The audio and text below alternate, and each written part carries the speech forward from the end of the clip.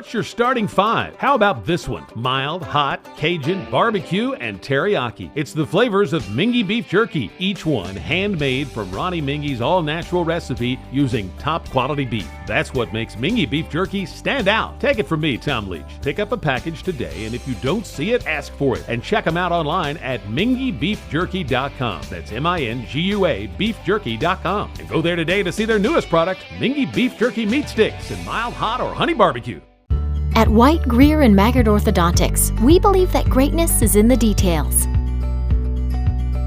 Each decision we make is for the benefit of our patients and our community. This means using industry-leading technology to help you achieve your goals and uncover your perfect smile. Our precision and efficiency results in an experience that is both pleasurable and affordable. White, Greer, and Maggard Orthodontics, applying precision and elegance to your smile. I wanted to get back on the basketball court. I want to get back to the ref I used to be. I want to get back to gardening. I want to get back to playing with my band. Only one team is qualified to get patients back to living their lives. Bluegrass Orthopedics has physician experts to assist in your recovery, whether it's an injury or chronic condition. Bluegrass Orthopedics provides convenient, specialized, and comprehensive care for your unique life. Did you know, in addition to education assistance, UPS now provides housing for qualified employees through the UPS Kentucky Living Options and Opportunities Path, also known as UPS Kentucky Loop. You can work part-time in Louisville, go to school at Jefferson Community and Technical College, and receive housing for up to 2 years. Earn a degree or learn a trade. It's up to you. Loop benefits are available to those who live outside the Louisville metro area, whether you're just starting college or going back to school. It's time to get in the loop. For more information, visit upsjobs.com. That's upsjobs.com. Take a little walk with me. I'll keep you in good company and be there for you to the end. You'll never be alone, my friend.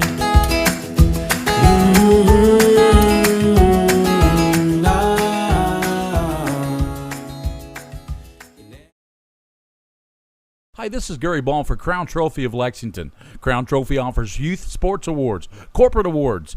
They offer signs and a full line of promotional products. They're located at 2680 Wilhite Drive on the corner of Nicholasville, New Circle Road, just behind Starbucks. Stop by and pick up your copy of their 85-page catalog. Crown Trophy is nationally known, but locally owned with 150 stores nationwide. Crown Trophy, the official provider of plaques for the Scholastic Ball Report and PrepSpin. I'm on a fixed income. Credit cards help me balance the money that's coming in and what I need to live on. I've thought about bankruptcy, but how am I supposed to pay for it? Sometimes the people that need help the most are the very people who can least afford it. We've come up with a way to get you started for less. Start your bankruptcy for as little as $78 now. The consultation is free. In Lexington and now in London. I work really hard, but I don't make a whole lot of money. And now my hours are being cut back at work. I've gotten so far behind on my bills, I feel like I'll never get caught up. We're Atkinson, Sims, and Kermode. We're not going to judge you. We've come up with a way to get you started for less. Start your bankruptcy for as little as $78 now. The consultation is free. 859-CALL-US. In Lexington and now in London. The future of healthcare seems dark at times, but for patients in Kentucky with diagnostic imaging needs, there's a place with clarity and a compassionate staff. Lexington Diagnostic Center and Open MRI provides quality patient care while saving you hundreds to thousands of dollars as compared to hospital-based centers. Remember, for your medical imaging needs, you have a choice. Lexington Diagnostic Center and Open MRI. I work really hard, but I'm struggling to pay my bills on time. I've gotten pretty far behind and I don't know what to do. Is this happening to you? We're Atkinson, Sims, and Kermode. Bankruptcy could be your best solution. We're here to give you a fresh financial start. Start your bankruptcy for as little as $78 now. The consultation is free. In Lexington and now in London.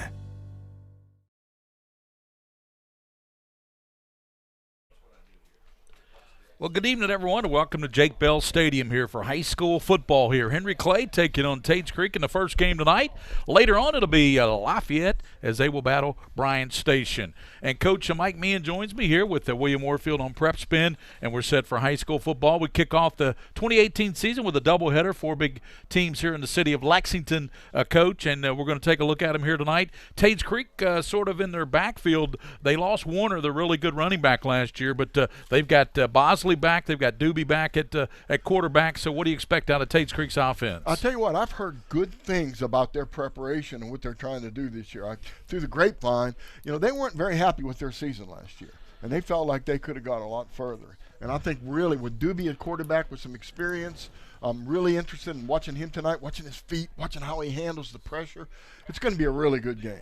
Also, Henry Clay, they've got DJ Van Horn back at quarterback. He's a junior, but he's got Langston Jackson, one of the fastest guys in the state of Kentucky. He won the 100 meters this year.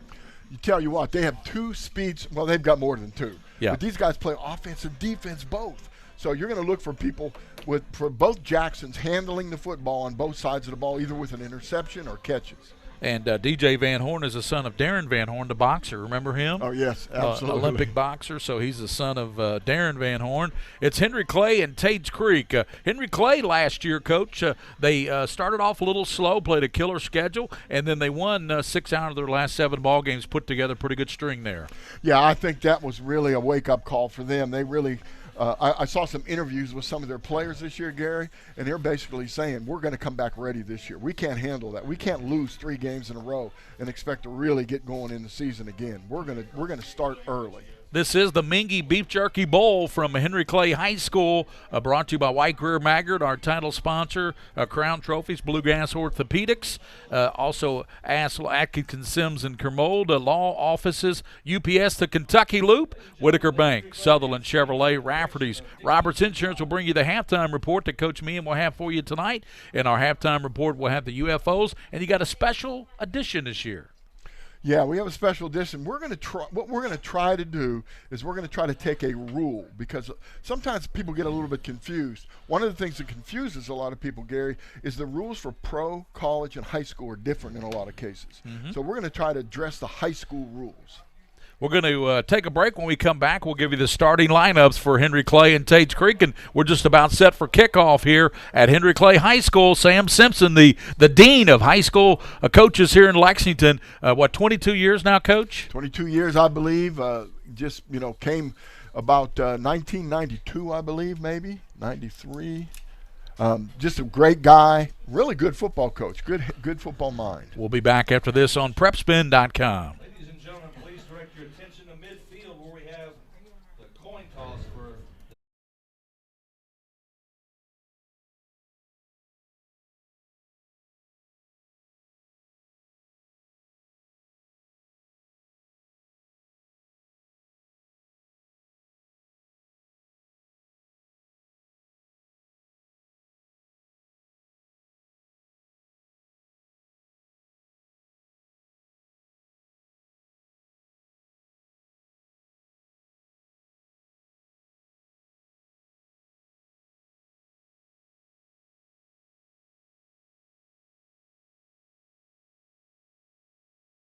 What's your starting 5? How about this one? Mild, hot, Cajun, barbecue, and teriyaki. It's the flavors of Mingua Beef Jerky, each one handmade from Ronnie Mingy's all-natural recipe using top-quality beef. That's what makes Mingua Beef Jerky stand out. Take it from me, Tom Leach. Pick up a package today, and if you don't see it, ask for it. And check them out online at MinguaBeefJerky.com. That's M-I-N-G-U-A beefjerky.com. And go there today to see their newest product, Mingua Beef Jerky Meat Sticks in mild, hot, or honey barbecue.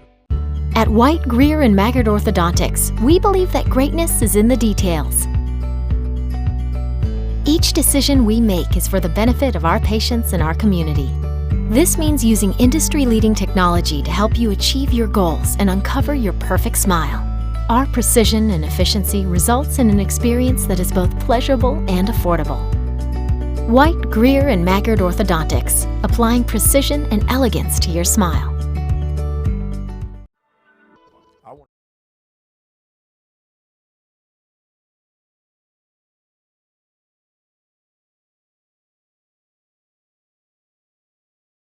to receive the football, and starting offensively, it'll be Matthew Belcher, the center. He's 5'9", 250 pounds, and the senior. The left guard will be Jacob Eves, backed up by Sammy Saraya. Eves is 5'9", 275. Jacob Klein is a right guard, 6'1", 240. Brandon Tishner's a right tackle, 6'3", 280, a senior for Tates Creek. Isaiah Clay, 6'3", 220, a junior, is the left tackle. Tight end is McCaleb Coffey, a sophomore, 175-pounder. Luke Doobie is the quarterback coach, 6'2", 215, a junior. You like Doobie. He's a really good quarterback. I do, and I tell you what I like a lot about him is his competitive spirit. I think he's really going to do everything he can to keep them in the game and ahead of the game. Miles Thomas is the wide receiver with Hayden Kinney. We'll see a lot of guys in there tonight, and Jalen Barnett and Marcus Bosley. Bosley is a load back there at 6'3", 220, and a junior. Woo. That's the offensive set for Tates Creek, and Henry Clay will counter with this defense. It's a 3-4 defense. Up front is Bronson Thomas, 6'3", 300-pound senior. Matt Brixey, you know that name, Coach. Brixey, 6 foot, 290-pound senior. His older brother is one of the assistant coaches now at Henry Clay. Ben Bates, 6'3", 220, is a defensive tackle. Linebackers are Jordan Kimball, 6'1", 190 junior.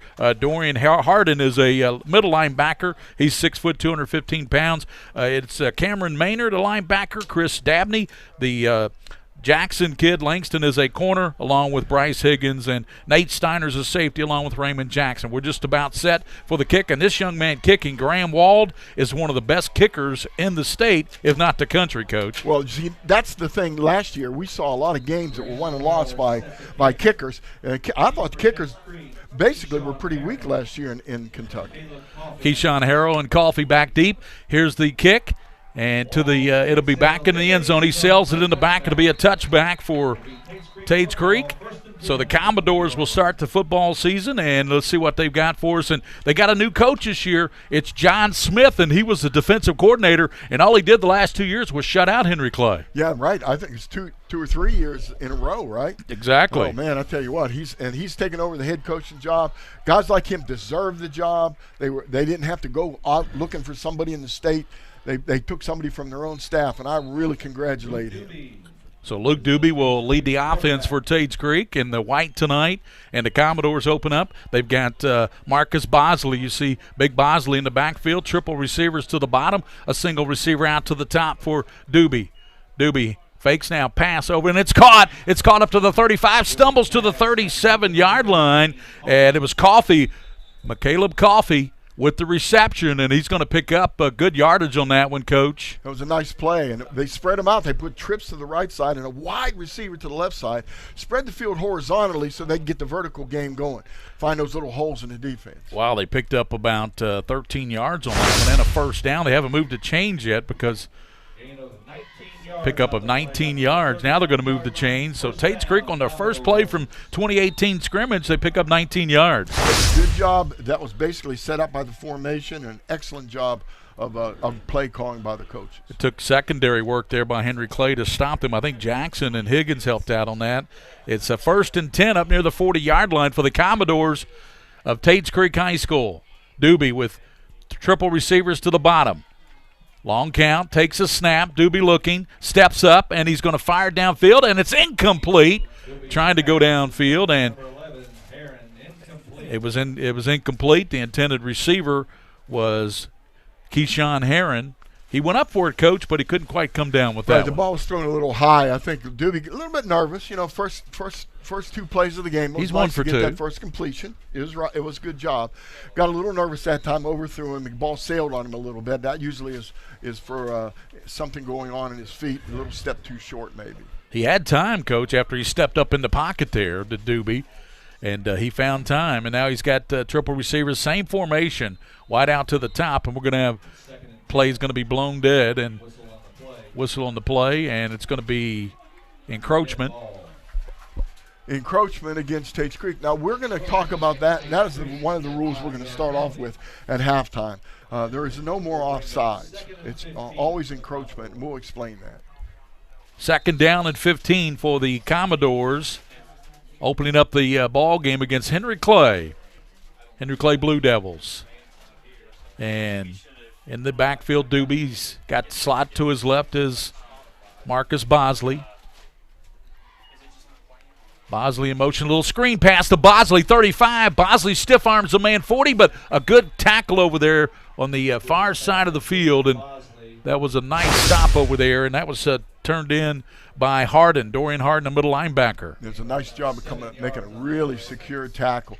Hey, how about this? We've had 3-4 plays, and it's all been passes. That's not like the old Tates Creek we Well, Tates Creek likes to run it up the middle with that big offensive line, don't they? Yeah, they do, but I think what they're doing is the correct thing. They're spreading them out, taking that defense and making them play zone, making the safety stay in the middle of the field. 3rd down and 7 for Doobie this time, and he's got triples to the bottom again. And to the slot, Bosley. Fakes to Bosley, fires over the middle, incomplete as he was trying to go to Coffee. Incomplete to Coffee, couldn't come up with it. So it brings up 4th down. Yeah, a little hiccup there, a couple plays, a couple incompletions. Again, they know what they're doing. They've got a nice offensive game plan going here. They just got to make sure they complete those passes. They're 4th and 8 and no punt formation. But Doobie back, and he may quick punt it, and he does. Punt by Doobie, and it'll roll at the 40 and go out of bounds at the 38-yard line. So that's where Henry Clay will start their first offensive series. We give you the starters for Henry Clay's offense, then we'll check defense for the Commodores. Dakota Kimes is your center. Bronson Thomas and Ben Bates are the guards, 220 and 310 for Thomas. Philip Thompson, 300-pounder, is a tackle, along with Matt Brixey. Jordan Kimball's a tight end. Raymond Jackson, Jacoby Godfrey are the wideouts. Nate Steiner's a fullback. Langston Jackson, a running back. DJ Van Horn will be the quarterback for Henry Clay. Let me ask you something. Do they bring an offensive line from college in here to play? They look as big as just about any college, don't they? Oh, they're huge. So Henry Clay, Van Horn with Jackson behind him in the backfield, and he's got wideouts both sides. And here is a fake now. He tucks it around the left side to the 45. Stiff arms a man midfield all the way down to the 42-yard line. Great run right off the bat. Here's a late flag coming from the back judge, and a flag on the play as DJ Van Horn picked up big yardage on that quarterback run. Boy, he faked it to Jackson. Everybody on Tates Creek Commodore defense thought Jackson was going to get the ball. It was a really nice fake and a nice run. He got a little lick out of bounds there, personal foul. It almost looked like a forearm to the back on that play. Just a little bit late. Just a little late. A little excitement, a little late. That's going to hurt him. Well, that was a nice pickup there by Van Horn. It was. You caught it great. That was a super fake. Just faked the ball in there, and everybody came down inside expecting to run inside. We'll check the D up front. It's Dale Jones, Braden Tishner, and Noah James are the 3 down linemen. J.D. Hawkins, Isaiah McFarland, Zach Toulouski, and Marcus Bosley are your linebackers. We'll check that secondary after this play. A big play for Henry Clay on that 1st down.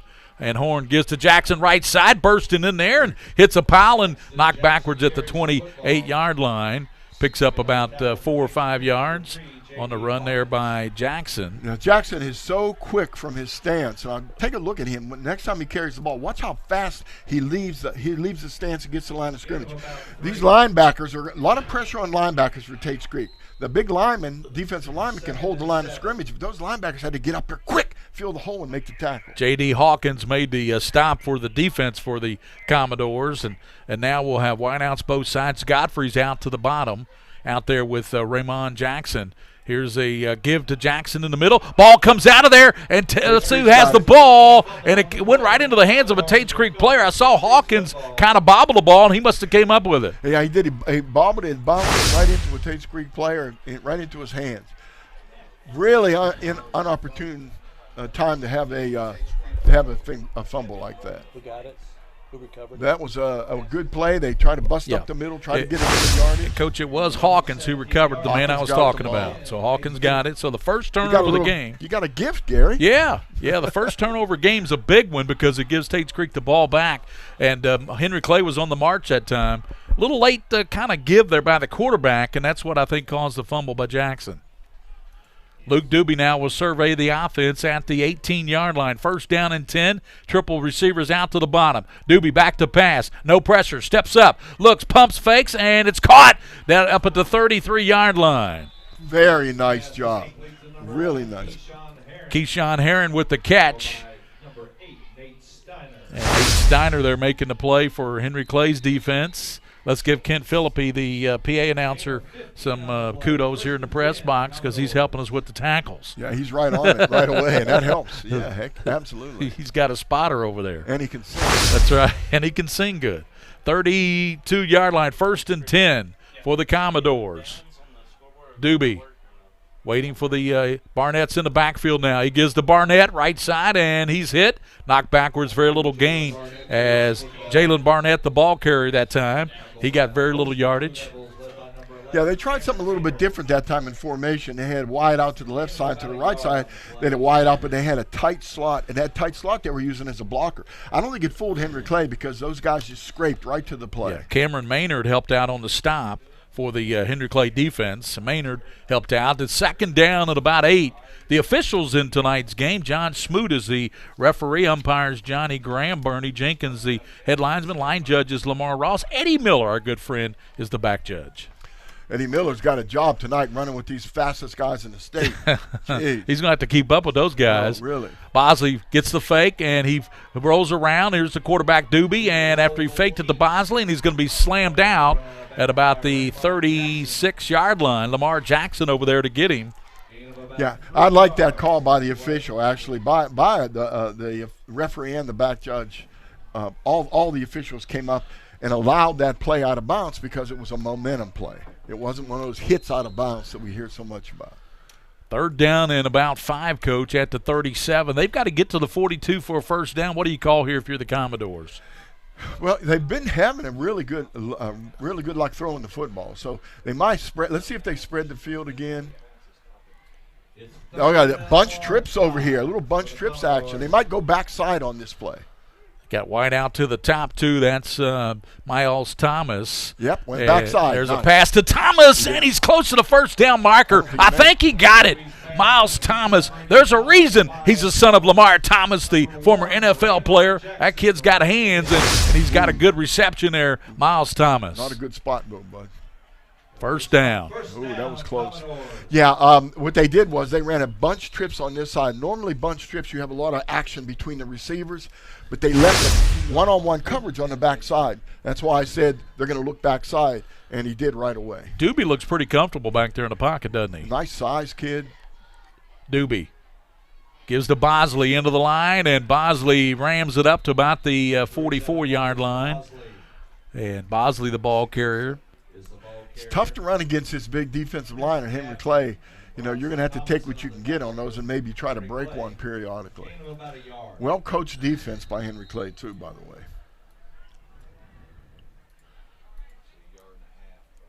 Yeah, not much yardage. Yep. Bosley 1 carry and now 2 carries for 9 yards. 2nd down at the 44-yard line for the Tates Creek Commodores. 1st quarter action, just 7 minutes and 12 seconds to go. They stopped the clock. Now they let it go. Balanced formation this time. Looks like they're balancing it up to formation. You do that in order to try to keep Henry Clay's balance. Now you're equal blockers on either side. Yep, balanced formation. Slots on both sides. 2nd and 9 for Doobie. Bosley falls down in the backfield as he got the handoff. Brixey there on top of him, but not Bosley simply tripped. I think he might be. It looked to me like he just twisted his ankle when he fell. Slipped and that fell. Was strange, yeah. Yeah, he hit the monster. The turf monster might have got him, Coach. It had to be a turf monster. We used to say it was a groundhog hole, but not these artificial fields. That'd be a pretty tough groundhog. Yeah, it would be. 3rd down and 10, about 10 at the 42 for the Commodores. Clock running here in the 1st quarter of the Mingua Beef Jerky Bowl here at Henry Clay High School. 2nd game tonight will be Lafayette as they will battle against Bryan Station. Tates Creek and Henry Clay here. No score. There's a fake pass left side. He's got a receiver. He's open down to the 30-yard line. It's caught by Miles Thomas. Down to the 30. I like Doobie. I liked his action there. He got that ball and just released it. I mean, he didn't mess around. He just threw the ball nicely down the sideline. Pretty good looking quarterback. 28-yard pickup, and they're going to call a flag against Tates Creek, so bring that one back. It'll look a receiver downfield, looks like. Looks like they had some. Yeah. So Thomas made a nice catch. Doobie made a nice throw, and it's all null and void. one of those linemen wandered downfield on the play. Maybe got a little mixed up or something. I don't know. We've got some great action tomorrow night. We'll be over at the Mercer County Fort Herod Bowl, Ballard and Boyle County. Talk about some talent in that game at 5 o'clock. Man. Then after that, Mercer County will play John Hardin. Yeah, I think that first game is going to be just a tremendous football game. This time, Tates Creek will send triple receivers to the bottom for Doobie. He is in an empty backfield. Doobie, third down and about, let's call it 17. Looking to pass. Throws it down the middle and incomplete as he was trying to go to Keyshawn Heron, and he couldn't come up with it. If Heron makes that catch, Coach, he turns around. That's close to a first down. Yeah, it would be. That's an interesting. What they're doing, it's really nice offensive play from Tates Creek. Their play calling is excellent. They haven't executed everything the way they want. But they're spreading the field, and then they're running all-go patterns. The inside receiver's got a little bit of a read, I think, on the safety. He pulls up a little bit. That's who he threw to. That could have been a really big play for him. Back deep is Kobe Neal, and also back deep is Jacoby Godfrey. Here's Doobie to punt. He's punting because there's a soccer game tonight at Tates Creek. And that hits at the 35, rolls back to the 32, and still rolling down to the 30-yard line. So Doobie, a pretty good roll there. Yeah, pretty good roll. You know, you'd think quarterback probably not used to punting, but he does a good job. So, well, the last time Henry Clay had the ball, they moved it downfield, got inside the 20-yard line, and then they had the fumble by Langston Jackson that was recovered by J.D. Hawkins. That's frustrating for coaches, too. Really frustrating, because you work on ball security all the offseason, every chance you get. And to have a ball pop out like that, and like you said, Gary, I don't think it was because of any kind of hit on the player. I think it was just a mix-up in the handoff a little bit. 2018 season getting underway here tonight. The Mingua Beef Jerky Bowl, thanks to Mingua Beef Jerky. White Greer Maggard. So first down for the Blue Devils, their second possession, no score, 5:50 to go in the first. Handoff goes left side and up to the 33-yard line. Very little gain there, maybe about 3 yards, and ball carrier. Nate Steiner, the ball carrier. Yeah. Okay. When you're watching this on PrepSpin, watch the secondary. They lined up in a cover 2, which means 2 safeties on the hashes or near the hashes, and then one of the safeties, the right side, just as he was setting the ball, getting ready to snap the ball, he sneaks up and attacks the line of scrimmage. I think he was in on the tackle. The right side safety. DJ Van Horn, Nate Steiner, the only back, and looks a little wheel, and they get Raymond Jackson to 40. He breaks a tackle to 50. He's at the 40. Jackson to the 30. Cuts it back. He's gone. 10-5 touchdown. Henry Clay Blue Devils. There's that speed, man. I tell you what, you can't do it. A little screen pass on that side. Looked like a little bubble screen or something, and we got one block, and that's all he needed. Slipped a little tackle down the field, and he was gone. 66 yards from Van Horn to Raymond Jackson. I tell you what, man, the speed on this Henry Clay team just on full display right there. Yeah, I'd like to see a foot race between Raymond Jackson and Langston Jackson. But I tell you what, any of those guys on Henry Clay's team, they were known for their speed, their track stars, and before you get the ball to them. And that's what you have to do, Gary, on screens. I would screen early and screen often against this Tates Creek team. Try to get those speed guys in the secondary. Graham Wald will come in for the extra point after Henry Clay takes the early lead. They score first, and the kick is up, and it is no good off to the left. So with 4:53 to go in the first quarter, Henry Clay strikes first, 6-0, but they miss the extra point. We'll come back here on PrepSpin.com network. Wow.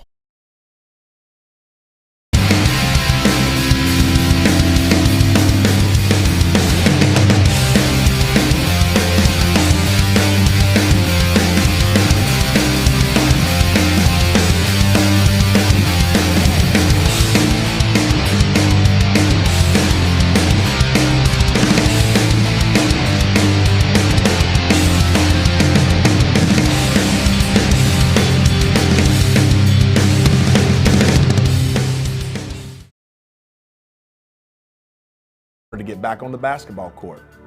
I want to get back to the ref I used to be. I want to get back to gardening. I want to get back to playing with my band. Only one team is qualified to get patients back to living their lives. Bluegrass Orthopedics has physician experts to assist in your recovery, whether it's an injury or chronic condition. Bluegrass Orthopedics provides convenient, specialized, and comprehensive care for your unique life.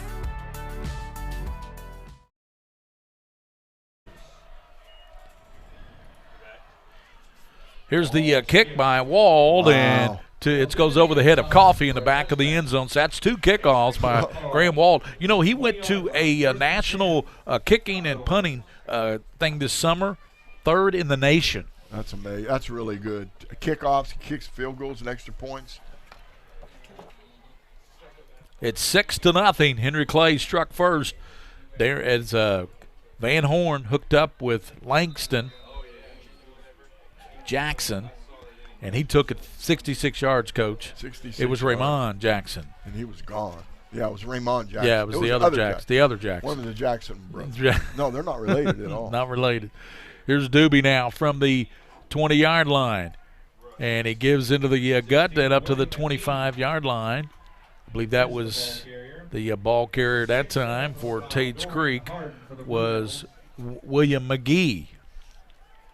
He's a quick runner. He got out of there pretty quickly. They ran a little slot action, tight slot, and the slot backs are blocking out in order to give a little room, try to get an extra block in there. Coach, I'm wondering, as you said earlier, if possibly Bosley maybe turned an ankle on that one fall down in the backfield. Yeah, you don't fall down that way. It wasn't like a slip to me. It looked like he twisted something. Doobie gives the McGee running hard and hit, and up to the 28-yard line. He's going to be a couple of yards short of the first down. Brixey there helping out on this stop.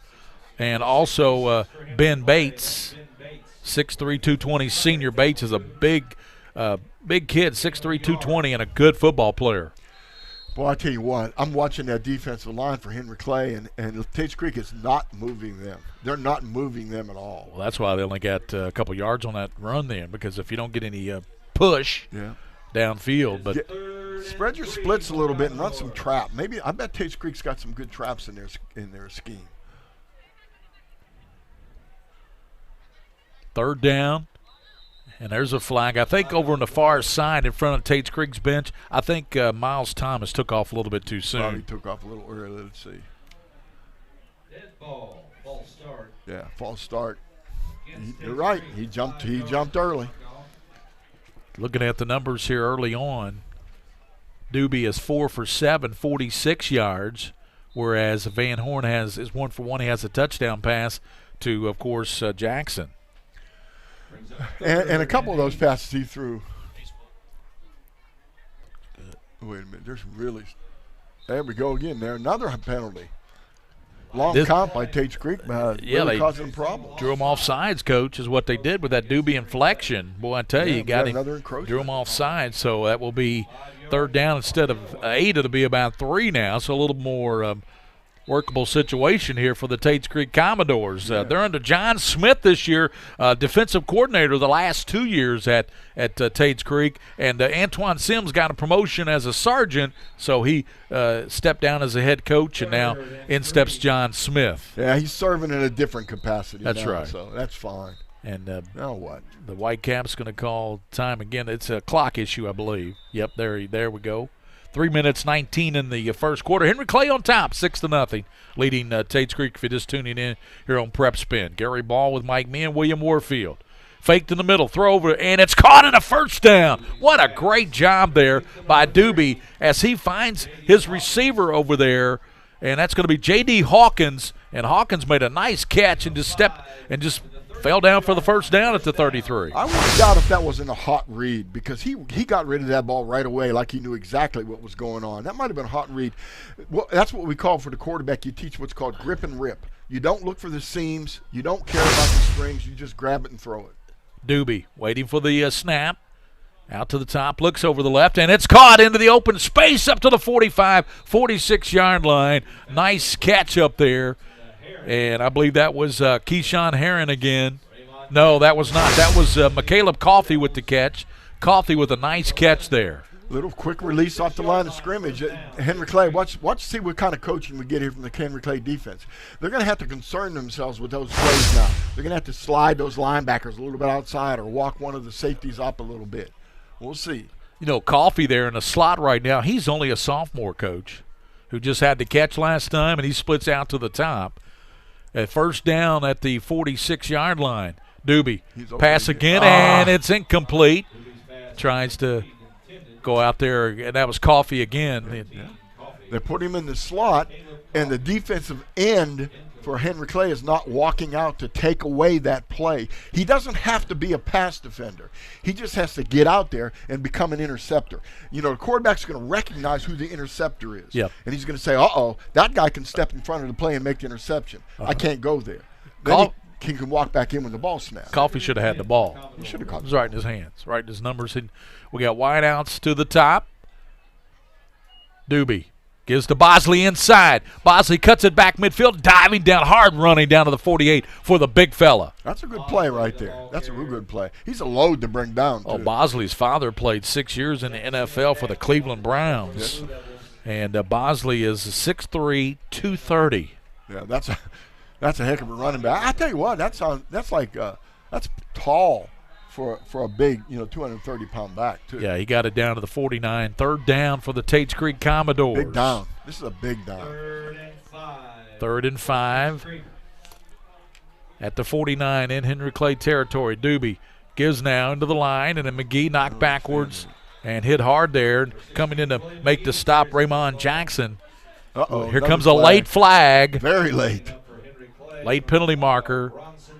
Thrown by the white hat, too. Yeah, Thomas helped out on that play as well, but I saw Jackson coming in and making a late hit there. This could be bad. Let's see if here comes the white cap with 1:26 in the first.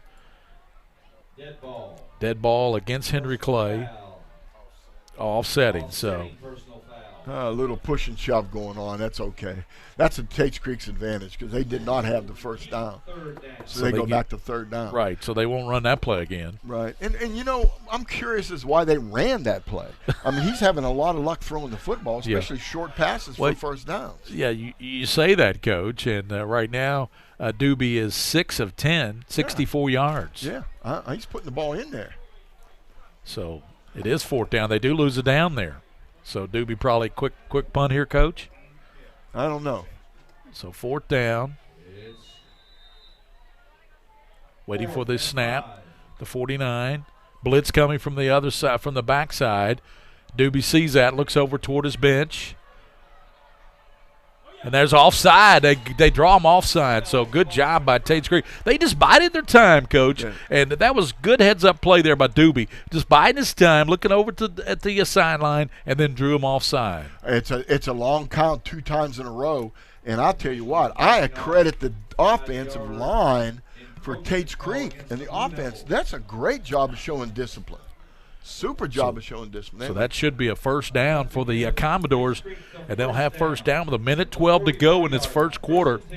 It's 6-0. If you're just tuning in, the only touchdown you missed was the Van Horn pass to Jackson that went for about 66 yards. But I tell you what, he turned the afterburners on that one. Oh, he did. He was gone.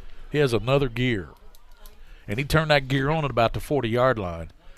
So first down for Tates Creek at the 44-yard line. 52 seconds in the first.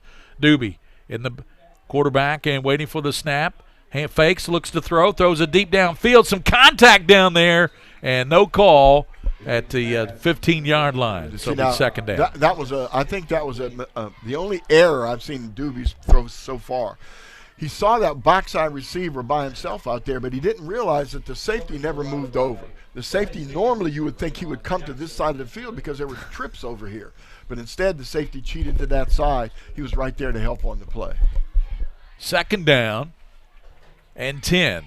What do you do here if you're the Commodores? Oh, they're just doing fine. They're moving the football, throwing the ball, getting the penalties. Doobie gives it back inside. Bosley running hard. Bosley down to the 35, still running, and keeps his shoulders down and plows down to the 35-yard line. I tell you, this young man, Marcus Bosley, 6'3", 230, he's a load. He really is. That was a nice little run, a little handoff on the corner. off tackle. He kind of broke it back and ran through about 3 tackles. Coach, I'll start putting the glasses on these tackles here for Henry Clay, because I tell you what, that third down and about a yard now at the 40, and I might do it down to 8 seconds. I don't know if they'll get this play off or not. Doobie looking over to the side, looking back at the clock now, and he may just let the clock run out of the first quarter. So that's it at the end of the first quarter, as Henry Clay will take a 6-0 lead over the Tates Creek Commodores into the second quarter. We come back, it'll be third and about a yard for the Commodores at the 35 on PrepSpin.com. Did you know, in addition to education assistance, UPS now provides housing for qualified employees through the UPS Kentucky Living Options and Opportunities Path, also known as UPS Kentucky Loop. You can work part-time in Louisville, go to school at Jefferson Community and Technical College, and receive housing for up to 2 years. Earn a degree or learn a trade. It's up to you. Loop benefits are available to those who live outside the Louisville metro area, whether you're just starting college or going back to school. It's time to get in the loop. For more information, visit upsjobs.com. That's upsjobs.com. Take a little walk with me. I'll keep you in good company and be there for you to the end. You'll never be alone, my friend.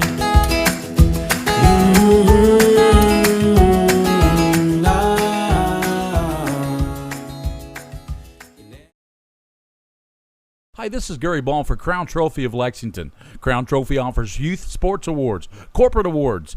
They offer signs and a full line of promotional products. They're located at 2680 Wilhite Drive on the corner of Nicholasville, New Circle Road, just behind Starbucks. Stop by and pick up your copy of our 85-page catalog. Crown Trophy is nationally known, but locally owned with 150 stores nationwide. Crown Trophy, the official provider. Tates Creek goes to work here in the second quarter at the 35, third and about a yard. Motion to the near side, and Doobie gives it to Bosley. Bosley diving forward, and he may have it. I don't know, might be about a half a yard shy. Henry Clay says they stopped him, and Henry Clay with a good defensive play. Yeah, that defensive tackle, it looked like he was in on that. Very close. Nate Steiner making that play, and Steiner just stuffed him at the line of scrimmage. And they say fourth down and about half a yard, maybe less than half a yard for Tates Creek. So here to start the second quarter, Coach, a big fourth down here for the Tates Creek Commodores. Yeah, this is first game of the season. Go for it. You know, see what you have. But I wouldn't test the middle with those big defensive linemen. I'll tell you that. Well, you got Bosley at 220, 230 back there in the backfield. That's a pretty good place to go with it. Fourth and inches. And they give to Bosley, and he leaps forward, and I think he got the first down. So Bosley dove forward, and making the stop there was Cameron Maynard. Yeah. And also Thomas hit him down low, but Maynard hit him top, and looked like that is going to be a first down for the Tates Creek Commodores. Good job. Really good job of getting that first down. That was important. Starting the second quarter to try to get a good drive going, you know. So Bosley now with 6 carries, 15 yards. Got the first down there. And wide out to the near side is Thomas. He's a threat out there. Here's a handoff going inside and a shoulder tackle. It's broken to the near side by Coffee. Coffee comes back, and he's going to be hemmed in and slammed down back at the 44-yard line. Number 1 came flying up there for Henry Clay. That's Raymond Jackson. Yeah, Dabney was on the tackle, but Jackson came flying out. I never seen anything like that. Looked like he shot out of a rocket. Wow. There's a flag on the play, so hold the phone. 10:40 to go with the clock stopped here in the first half, and the Henry Clay Blue Devils 6, Tates Creek Commodores nothing here on PrepSpin, the leading digital network in the state of Kentucky. So it's going to be against Tates Creek, buddy. Going to back him up. Yep, it's going to be a block. Chop block. Chop block. 15-yarder, Coach. Yeah, a chop block is not blocking below the waist. A chop block is when one offensive player is blocking high on somebody and engages him. He's engaged with the defensive player, and another offensive player comes in and takes the legs out or hits below the waist. You can't do that. You can't have one person stand you up and another one take you down. And Henry Clay declined that because they had such a loss on the play at the 46. They declined that, and then you'll keep the down, so it'll be a second down, Coach. Second down in at the Woodland Avenue 46-yard line with 10:39 to go, clock running here in the first half. Coming up at halftime, our Roberts Insurance halftime report. Coach Meehan will have his UFOs and a special edition this year. Doobie, fake, and it's caught down to the 30-yard line, down the 27-yard line. Great catch made there by Zach Taluski. Well-designed play. No huddle. They're getting right up on the line of scrimmage. They're going to try to put some pressure on Henry Clay right here. Taluski made a nice catch. He split out to the top. Lone back is McGee with Doobie, and Henry Clay's going to get a timeout because they don't want Tates Creek to be running these plays that quickly. No, they want to think about it. So timeout on the field. That was good. That was a really good play, though. They took one of the slot on the right side, Gary, and he bounced out like a bubble. That moved that outside linebacker, that guy outside with him, and they just popped it right down the middle. Taluski popped it all the way down to the 28-yard line. So Taluski almost got Lusky, too. He did almost get Lusky, and Taluski that time took it all the way down to the 38. It's third down and short. Hey, I got a shout out. One of my relatives, one of my favorite people, Eric Weltner, is in Ohio. He's a big hockey dude, by the way. Loves hockey. It's in hockey. Oh, he loves hockey. He said that if William ever starts broadcasting hockey, he wants to come down here and help with a little play-by-play. But anyway, he's going to listen to us or watch us on PrepSpin, and I just want to say hello to him. Great guy. Shout out to all the folks watching out there tonight. This is an early game, 6 o'clock kickoff here at Henry Clay. We got another game coming up tonight here. It'll be Lafayette-Bryan Station. That should be entertaining. Will Jalen Burbridge play? Will he or will he not? Well, we don't know for sure, but we've heard rumors about him being sick. But we'll see. That's something the coaches have to decide. If he is sick, we can't say because of the HIPAA laws what he's got, what's wrong with him. But we don't. Third down and about 4 for the Commodores at the 28-yard line of Henry Clay. Doobie, long count, trying to draw him offside. Fake gives McGee. He's got a lane, 25. Nice. He's down to the 15, and McGee down to the 10-yard line. Now, I like this guy. Tell me a little bit about McGee here. McGee. 18-yard gainer. A listing. I got him listed on my roster, Coach, as, let's see, this has got everybody as a freshman. He's not a freshman. Couldn't be a freshman. I've got him as a, let's look at his junior running back. It's quick. He really is quick, and I like the way he carried the ball, too. Carried high and tight in the front. Triple receivers to the top. Thomas to the bottom. Give to McGee down to the 5. Yeah. McGee trying to get to the end zone, and Ramon Jackson denies him at the 3. He said, "You're going nowhere." Well, Tates Creek might have found a little weapon here, my friend. You got a big guy and a smaller, quick guy that can alternate in there. A 1-2 punch. That's a big time 1-2 punch. I like his kid. I like him. I think he's going to be something special. 9 minutes, 25 seconds of football in the first half. Tates Creek threatening, 2nd and goal inside the 2-yard line. McGee has been the workhorse here. It's 2nd and goal from the 2. He is still in the backfield. Doobie, you got to watch Doobie on maybe a quarterback keeper here, Coach. He's looking. You can tell. He's looking to the left. Luke Doobie at the 2-yard line. Snap, looking to throw, throws it over, and a little fade pattern incomplete. He was trying to go over there to Miles Thomas. He was trying to go to the big target over there, 6'4" Thomas. Well, then he needs what he needs to do. And I tell you, I've seen this 1,000 times. Put a little air under the ball. Let him catch the football. Put a little air under it. What I've always done is, and I'm sure they probably do it too, is we get these big garbage cans, and you put them in the corners by the pylons and practice for, get a good 10-minute period every practice, dropping the ball into the trash can. It's 3rd and goal from the 2. Mullins in the ball game now, too. He split out to the top. Giving out to Bosley, barreling in, and he gets in for the touchdown. You're right about the 1-2 punch. You hit the little guy, yeah. And boom. And then Bosley, boom, to punch. That's right. So we're tied at 6. The extra point here by Tates Creek will give them their first lead of this ball game. It's 6-6, but the point after touchdown forthcoming here by the Tates Creek Commodores, capped off Marcus Bosley with his first touchdown of 2018. Nice drive, really nice drive. Of course, we talked about the fact that you got a soccer game tonight if you're Tates Creek, so you got Angelo Garcia in there, extra point, and it's no good. So, soccer game going on, well, that hurts you in the kicking game. It does. Coach. I don't want to talk about it because, honestly, I understand it. And I think this is wonderful that, that soccer's becoming bigger in this country. We need it bigger after what happened to the American team this year. But I, as a coach, I don't think I could do that. I don't think I could have a kid that was serve two masters like 17 plays, 80 yards. That used 7 minutes and 50 seconds, almost 8 minutes of football action here in the second. And you got 8:56 to go before halftime, and we're tied at 6. That took a lot of time off the clock, too. It really did. So Henry Clay, that's what you got to do if you're Tates Creek offense, to keep that high-powered Henry Clay receiving course off the field, and the speed they've got is chew up 8 minutes of the clock. It's amazing, too. It is. Now, Henry Clay, one of the things that we'll see, but one of the things that can really hurt a football team like Tates Creek is you go 8 minutes.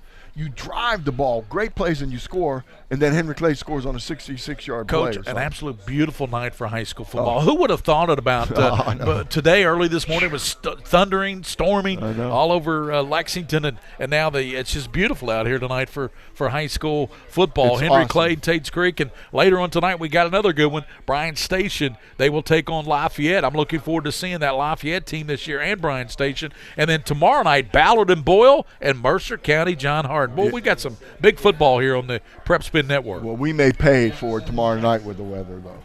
So. Well, don't say that, Coach.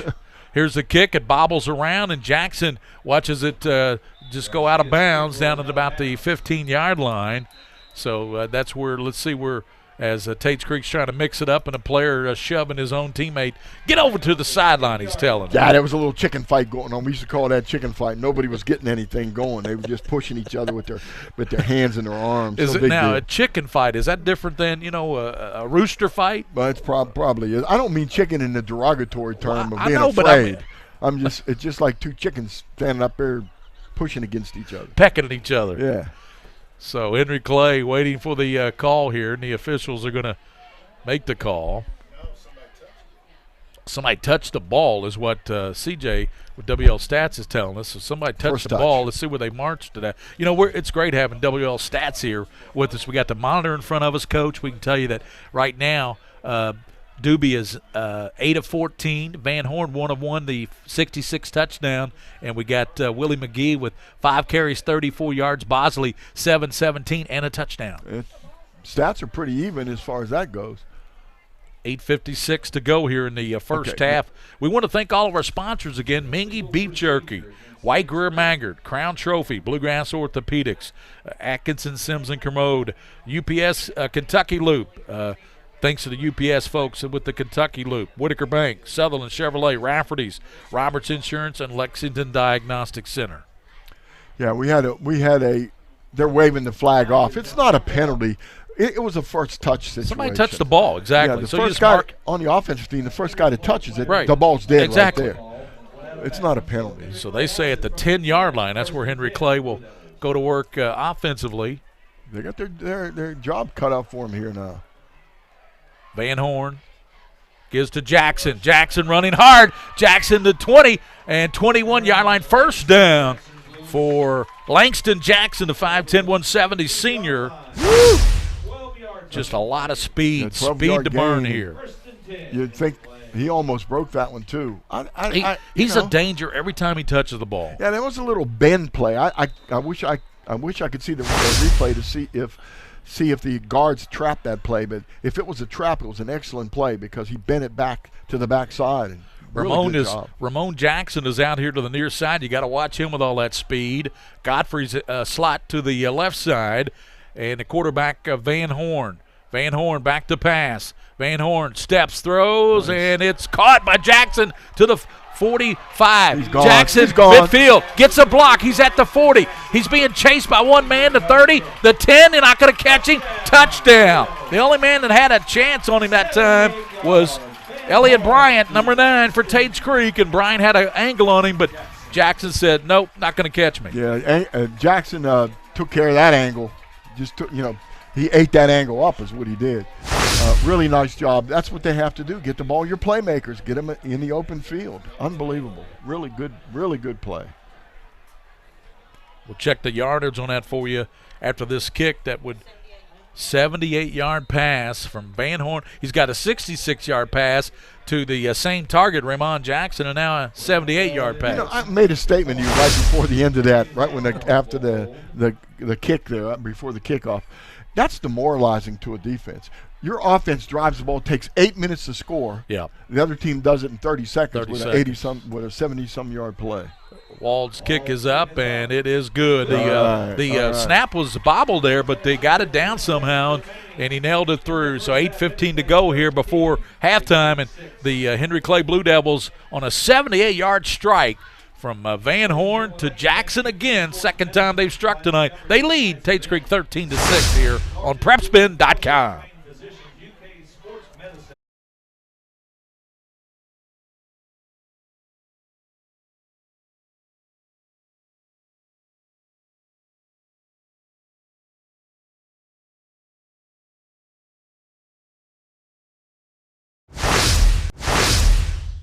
I'm on a fixed income. Credit cards help me balance the money that's coming in and what I need to live on. I've thought about bankruptcy, but how am I supposed to pay for it? Sometimes the people that need help the most are the very people who can least afford it. We've come up with a way to get you started for less. Start your bankruptcy for as little as $78 now. The consultation is free. In Lexington and now in London. Coffee and McGee back deep for the Commodores. Now Coffee's just going to back there. He's going to send McGee to the sideline, it looks like, waiting for this kickoff coming from Graham Wald. So Coffee back deep, and now they're sending out another deep man. That's going to be Keyshawn Herron. So Herron to the near side and Coffee to the far. All they've seen is the ball go in the back of the end zone so far. Coach, twice. And there's the third one. That's deep, but it's going to be returned this time. Up at the 5, and that's going to be Coffee to the 10. Oh, Coffee, nice cutback. 15-20. Coffee coming to the near side, and there's flags all over the place as he takes it up to the 27, 28-yard line, but penalty markers down. A little slippery. When you make those cutbacks, a lot of times you get blocks in the back or holds. What is it, block? Yeah, that's what he called, holding. Against Tates Creek. Just somebody, when that running back or that returner cuts back, sometimes you just have to reach out and grab the defensive player, and that's what happened there. 36 for Henry Clay was the one that was being 15-yard penalty on the play. 15-yard penalty will back up the Commodores to the 10-yard line. So they'll have to go 90 yards.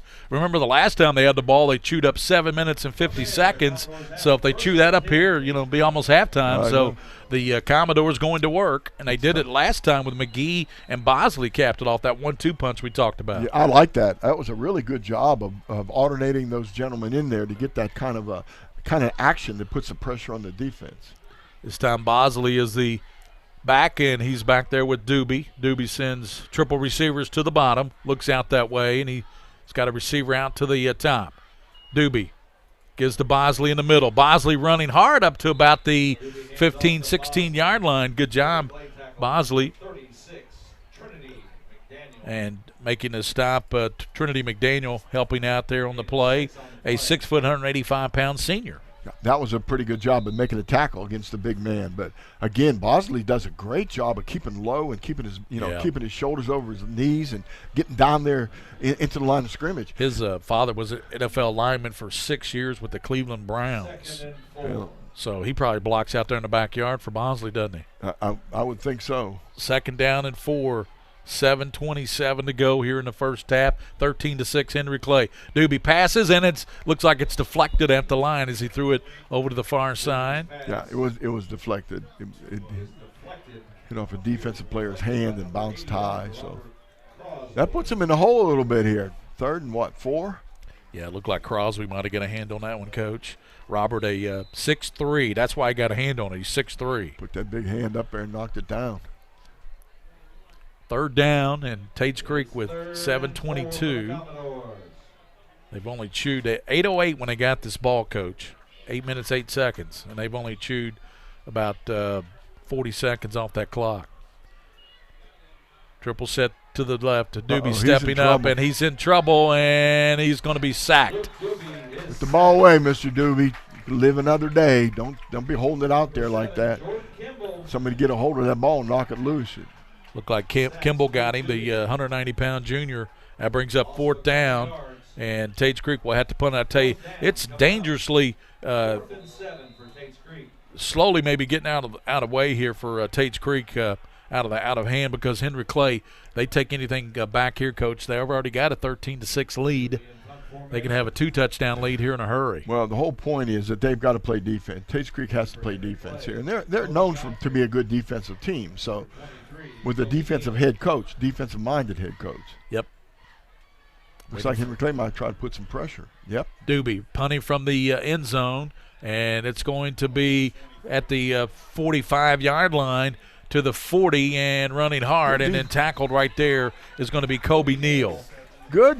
Real good coverage that time. Good coverage by Tates Creek. Yeah, Kobe Neal on the return. Nice job by Hayden Kenny.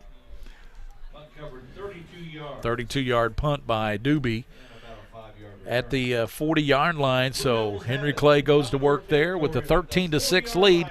6:20 to go at halftime, Coach. I'm looking forward to your UFOs, Unheralded Football Overachievers, and you're going to take us through a rule interpretation. Yeah, we're going to try to work on that this year. We're going to take some rules and that are a little confusing sometimes. 13-6 here. Henry Clay on top. They're trying to add to that lead at the 40-yard line of Tates Creek.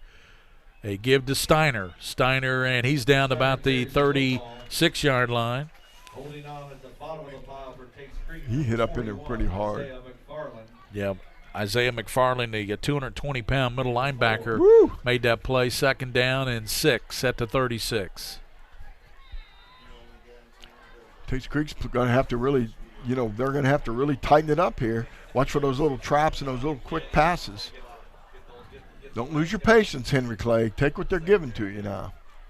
Well, the young man that has both touchdowns is out to the top, and he's out there on an island right now. He's by himself out there. So he is. The safety's favoring this side. Van Horn realizes that. He gives to Jackson around to the left side. Jackson to the 30, 25, 20. Here's a flag. Jackson down to the 15 and down to the 12-yard line. There is a penalty flag down. Yeah, I think there was a little block below the waist or something over there, too, it looked like. Just when he made the cutback. Langston, the ball carrier, Langston Jackson, and there is a penalty marker down with 5:27 to go here. First half of action from Henry Clay's Jake Bell Stadium. Jake Bell worked with me some on back in my radio days, Mike, as before Coach Meehan got involved and did a few games out here at Henry Clay. Great guy, really good guy. Good referee too. I mean, he spent a lot of time officiating basketball. Yeah, I think. Yeah. Yep. Yeah, he was the head of the SEC officials for a while. Right. Yeah.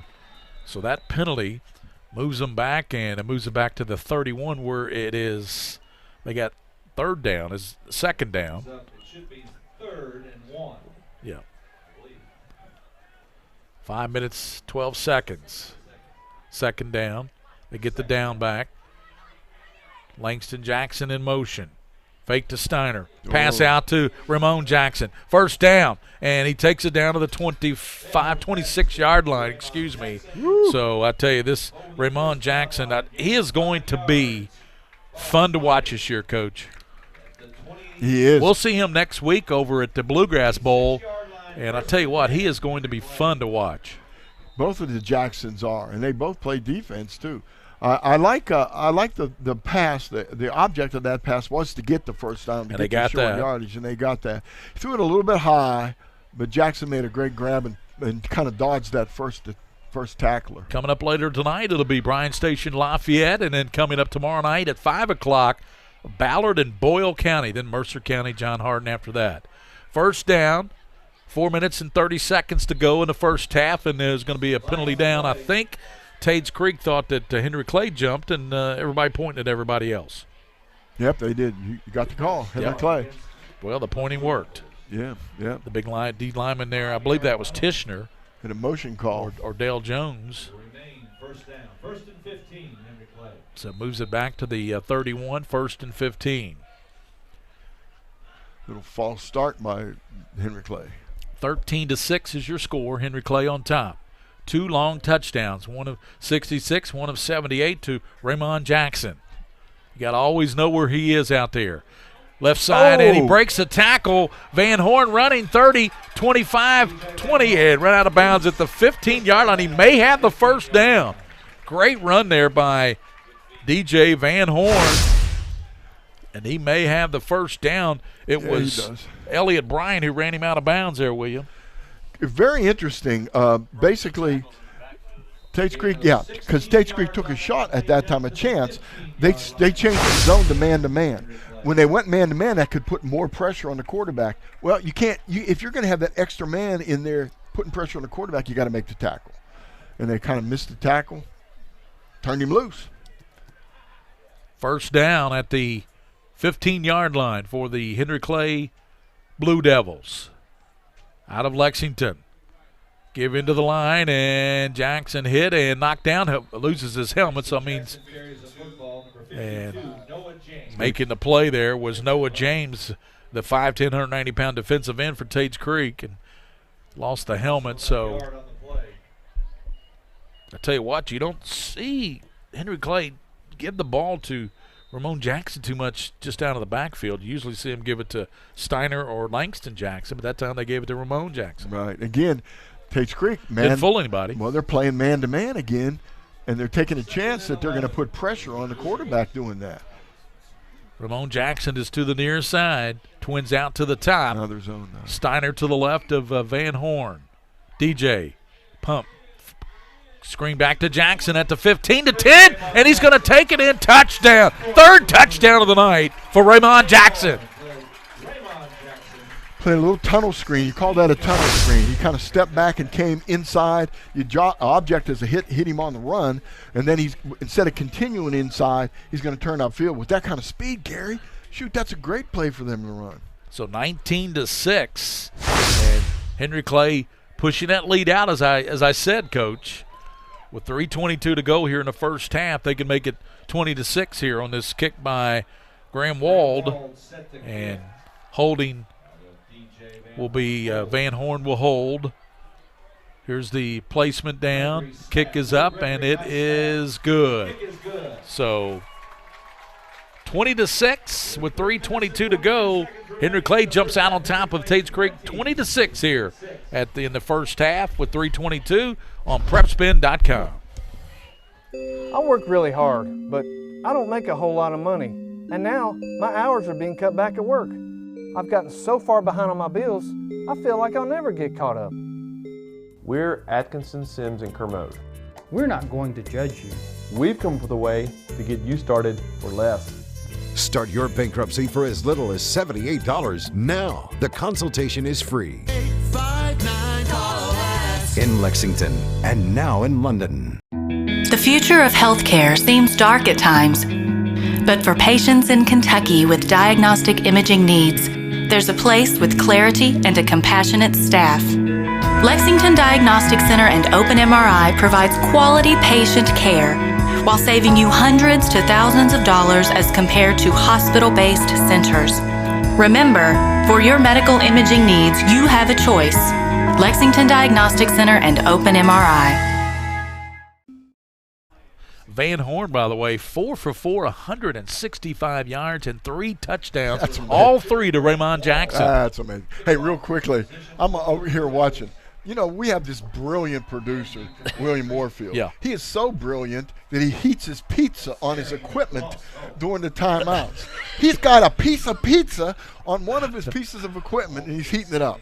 McGee watches it bounce in the back of the end zone and a touchback. So Tates Creek will have the ball, and the Commodores trailing now for the first time by 14, 20-6. They're down by 2 scores, Coach, and they've got to really get something going here, but only 3:22 to go in the half. Gary, I can't get over this. That's a $10,000 pizza oven over there. That's incredible. I mean, the man is just unbelievable. That's actually the cheap model.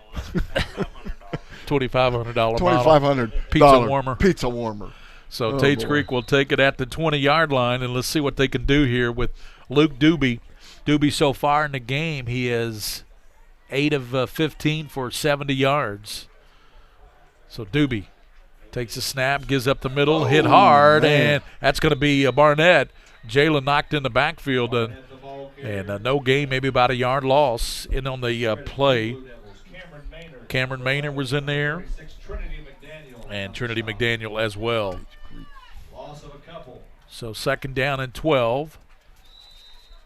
Tates Creek, and they're just trying to get out of this halftime, I think, Coach, trailing 20-6 at this Henry Clay offense. It's really starting to really pick it up here in the last possessions. Yeah, 71, Sammy Saray, he's having lots of trouble with that block down there. He's going to have to get himself together at halftime. That's tough blocking those big guys. Tates Creek's got some receivers if you can get it out there to him. Throw out to Miles Thomas, and there's a flag. That's going to be interference up at about the 40-yard line as Thomas kind of baited the defensive back that time, and he bit, and the Bryce Higgins was the defensive back there for Henry Clay. Yeah, I think that was a pretty good job. You called that right. I think the receiver actually saw that ball was going to sail too high and too far out of bounds and just put his hand up like he's trying to catch it, which the defensive player saw and tried to grab a hold of him there. Well, the best receiver, or at least the top receiver coming back, Devontae Clay for Tates Creek, is out with a knee injury tonight. Oh, yeah.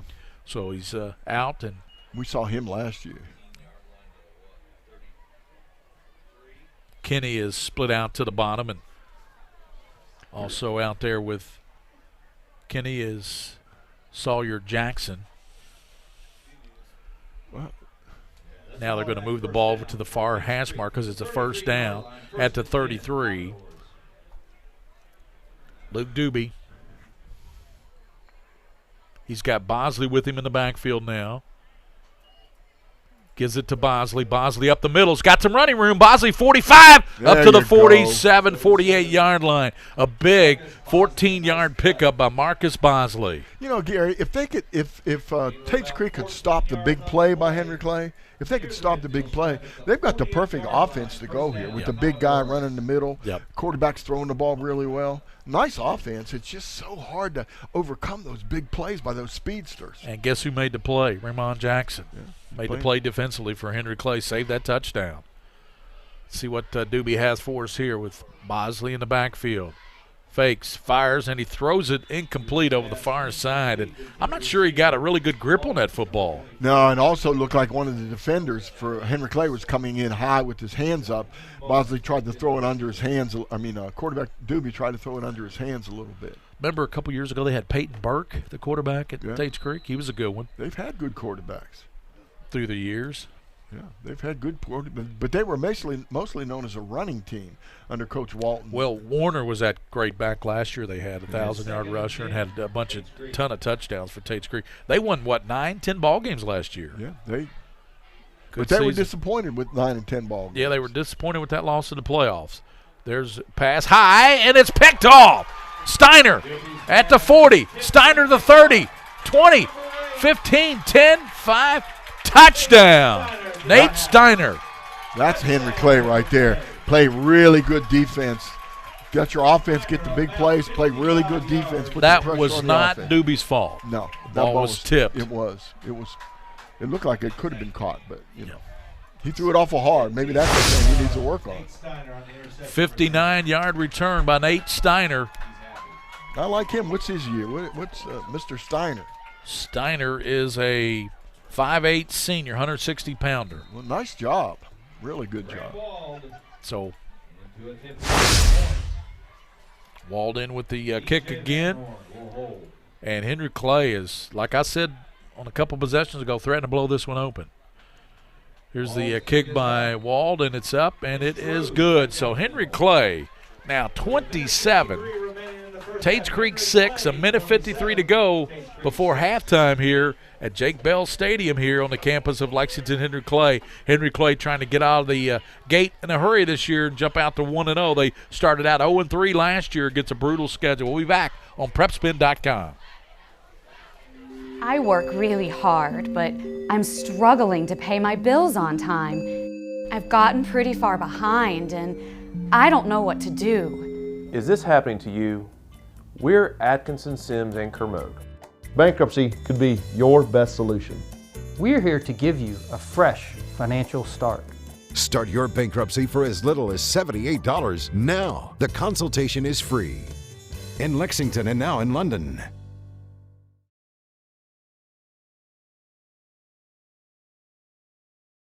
I don't think that's going to happen. Welcome back. Gary Ball with Mike Meehan here at the Mingua Beef Jerky Bowl at Henry Clay High School, brought to you by White Greer Maggard, our title sponsor. And, of course, we want to thank Mingua Beef Jerky and all of our great sponsors here on the network. UPS, the Kentucky Loop, our replay sponsor. And all of a sudden, Coach, you look up at that scoreboard, and Henry Clay has a 27-6 lead. Yeah, they're just they're pretty powerful this year. And again, we mentioned they didn't like the way they started out last year, Gary, and they've really got their mind set to have a better season early. Yep. Tates Creek, and it's taken in by Heron to the 10. And then tackled at the 15-yard line immediately, and that was a good stop there. Turned in and nicely done there by 17, and that's Musa Kaluta making the stop. He was I was watching him. He weaved his way through a whole bunch of blockers to make that tackle. Return of 10 yards on the play after the 15-yard line. And from there, Tates Creek has it. Minute 47 to go in the first half, Coach. And what has Henry Clay done to blow this thing open a little bit, 27-6? Yeah, they're just those big plays. And again, big plays not only on offense but on defense with the interception for the touchdown. Steiner with the 59-yard pick and score. Pick 6 it was for Nate Steiner. Gotta like it. Coming up to later, it'll be Bryan Station and Lafayette from here at Jake Bell Stadium. That one's scheduled to start about 8:30, 8:45.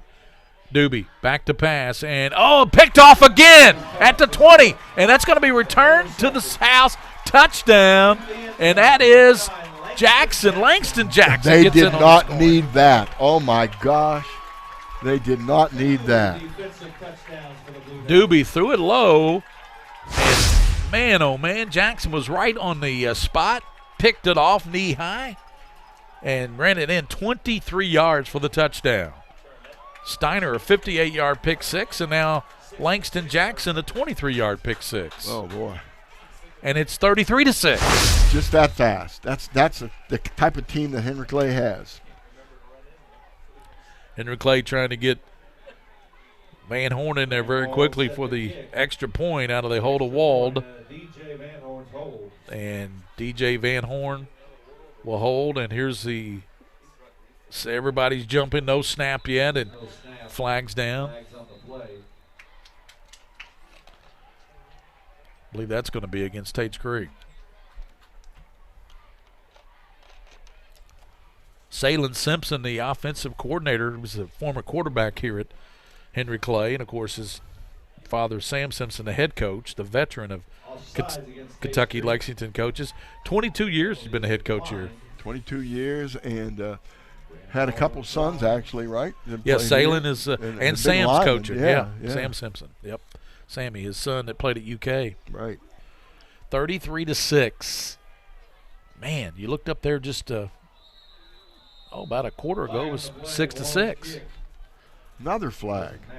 Flag down before it's going to be against Clay. Lexington Henry Clay. Lexington Tates Creek. It's 4 big city teams battling here tonight. It'll be Lexington Lafayette, Lexington Bryan Station after this one tonight. Tomorrow night we're over at the Fort Herod Bowl in Mercer County as Ballard will take on Boyle County at 5 o'clock, and then 8 o'clock after that it will be Mercer County taking on John Hardin.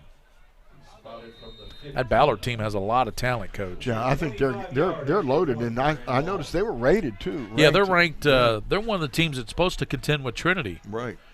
Here's the walled kick, and it's up, and this time it's a little more interesting of an extra point, about 25-yarder, and it's good. So 34-6. Henry Clay, minute 38. I work really hard, but I'm struggling to pay my bills on time. I've gotten pretty far behind, and I don't know what to do. Is this happening to you? We're Atkinson, Sims, and Kermode. Bankruptcy could be your best solution. We're here to give you a fresh financial start. Start your bankruptcy for as little as $78 now. The consultation is free. In Lexington and now in London.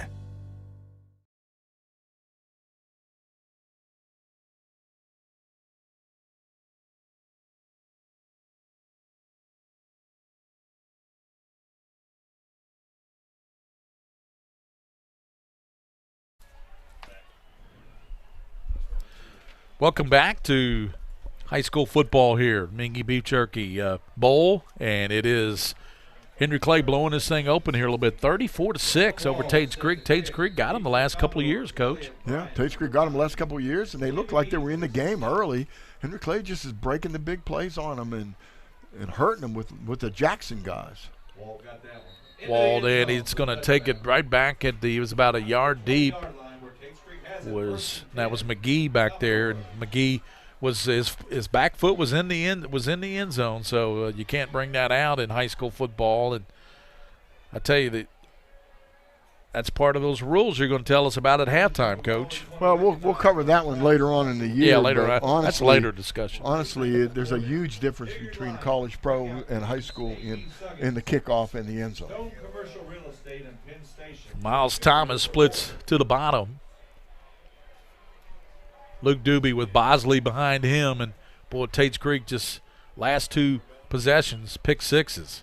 Here's Bosley to the 20, 25, and Bosley running hard up to the 31-yard line. Nice job by Bosley. Yeah, Bosley's not messing around. He ran over one of his own players that time. He ran. I think it was. He looked like number one. I don't know who number one would be.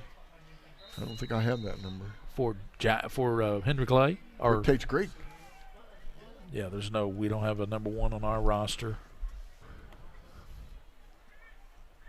Bosley again, and he's up to the 35, 36, 30, and dragging people up to the 38-yard line. Good job by Marcus Bosley. He's going to be a load this year for people to bring down, Coach. At 6'3", 220, 225, and Bosley has the lone touchdown for Tates Creek here in this ball game.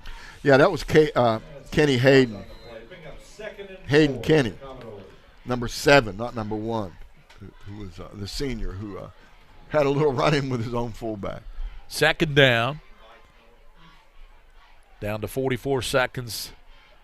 Doobie gives to Bosley. They're just going to Bosley running hard up to midfield, down to the 48-yard line. That's what they'll be doing in the second half. A lot of doses of that to Bosley. And he gets up about 19, 20 yards on that carry. Yeah, he's going to have a lot of yards. His average yard per carry is going to be pretty high, I'll tell you. He's carried it a lot, Coach. Wait for it to refresh. 12 carries, 34 yards. He's a load. Timeout on the field with 35 seconds to go here before halftime. And I tell you, Ramon Jackson has been the star with 3 touchdown catches, a touchdown interception by Steiner of 58, and then Langston Jackson got on the action with a pick 6 of his own from 23. 23 yards and quick, easy grass to the goal line, I'll tell you. So this is a Mingua Beef Jerky game here now. William, do we have Mingua Beef Jerky to give to the coach? Yeah, well, these head coaches, we've seen them. They're like, they're They have to lock it up, Yeah, they do have to lock it up, but they love it. We've many times before, Gary, we've given the package of Mingua Beef Jerky to the winning coach, and they're standing there waiting for it. They're looking up at the press box. The pizza on the expensive equipment is just a decoy. The pizza's a decoy. Oh, boy. So Tates Creek has it at midfield, and right now Bosley 12 carries. Boy, he's been the workhorse. 34 yards, 5 carries for McGee. What? Doobie is 8 of 18 for 70 yards, 2 interceptions, both pick sixes. Van Horn is 4 for 4, 3 touchdown passes, 165 yards. Henry Clay called a timeout there. That's interesting. I don't know what they were thinking, but maybe they're worried about a trick play or something right before half. It's 34-6. Henry Clay has blown this open. That was the thing I was concerned about when it was 13-6, Coach. I made the comment that Henry Clay could blow this thing open, and that's exactly what they've done, 34-6. Yeah, they're tough. They're a good football team. They're going to contend this year. You know, everybody's talking about Frederick Douglass again, but Henry Clay might be right up there. We'll be at Frederick Douglass in a couple of weeks for the Mingua Beef Jerky game. I think they're playing Paintsville. They're playing Paintsville. That's right. Yeah. We're covering some interesting matchups this year. Yeah, we got the Bluegrass Bowl at Lexington Catholic. Boy, we're going to see Covington Catholic and Ryle in that one. Hey, I tell you what, we watched them last year. Both of those teams really impressed. Covington Catholic was the best team I saw last year. Best team in person. Absolutely. First down at the 50-yard line. Doobie, and there's going to be movement before he gets the playoff. And flag on the play. That's where 10 people move and the center doesn't center the ball.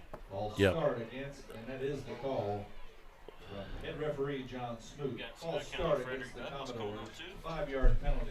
Scott County Frederick Douglass is a game we got coming up. Yeah, that Scott County Douglas game at Frederick Douglass. That's going to be a good one. We got some good ball games this year. I'm looking forward to those games tomorrow night. Boyle and Ballard. That's going to be. I tell you what, Coach. There's going to be a lot of Division I talent on that field. It will be. There might be some Division I talent. There's some Division I talent on this field with all that speed. These guys. Wow. I know for track anyway. First down and 15. Fake, and they throw it out to the left side to Thomas, incomplete down to the 30-yard line. Miles Thomas was trying to lay out for it there, and both Jacksons in coverage. You had Langston and Ramon Jackson out there. Thomas, nice size, really nice size for a high school receiver. Yeah, 6'4". Yeah. He's got the ball a little out in front of him a little bit. Big target. That only took 5 seconds, so 30.6 to go. Yeah. Still 34-6. Yeah. Henry Clay on top here. Coach, what we got coming up at halftime? Well, we have UFOs that we're going to take care of. We'll explain that. We're going to try to cover this line of scrimmage a little bit, this neutral zone stuff. Here's a give now to Bosley. Boom! And Bosley takes it, then crashes down to the 48-yard line, pick up about 7, maybe 8 yards for Marcus Bosley, the junior. And it was Webb making the stop there on the defense for Henry Clay. That was a collision. Down to 10 seconds. They're just letting the clock run. Not sure that you don't want to get another pick six here. Just run the ball if you're going to even snap. They're not even going to snap. Doobie's not even going to snap it. And that's going to be the end of the first half. End of the first half. It's Henry Clay 34, Tates Creek 6 here from Jake Bell Stadium on the campus of Lexington. Henry Clay coming up later tonight. Lafayette and Bryan Station. Gary Ball with Mike Mee and William Warfield. We'll take a break, come back, and at halftime, the Roberts Insurance halftime report will be UFOs, and you make the call, so to speak, with Coach Mike Meehan. We'll be back here 34-6 here on PrepSpin.com.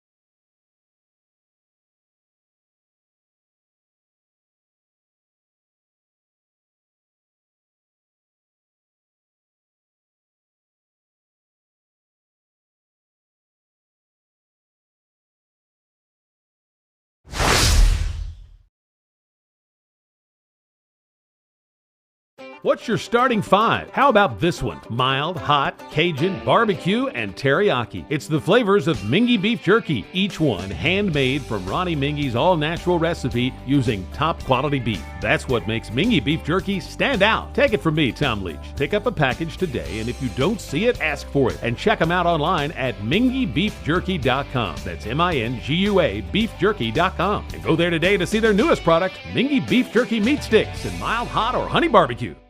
At White, Greer, and Maggard Orthodontics, we believe that greatness is in the details. Each decision we make is for the benefit of our patients and our community. This means using industry-leading technology to help you achieve your goals and uncover your perfect smile. Our precision and efficiency results in an experience that is both pleasurable and affordable. White, Greer, and Maggard Orthodontics, applying precision and elegance to your smile. I wanted to get back on the basketball court. I want to get back to the ref I used to be. I want to get back to gardening. I want to get back to playing with my band. Only one team is qualified to get patients back to living their lives. Bluegrass Orthopedics has physician experts to assist in your recovery, whether it's an injury or chronic condition. Bluegrass Orthopedics provides convenient, specialized, and comprehensive care for your unique life.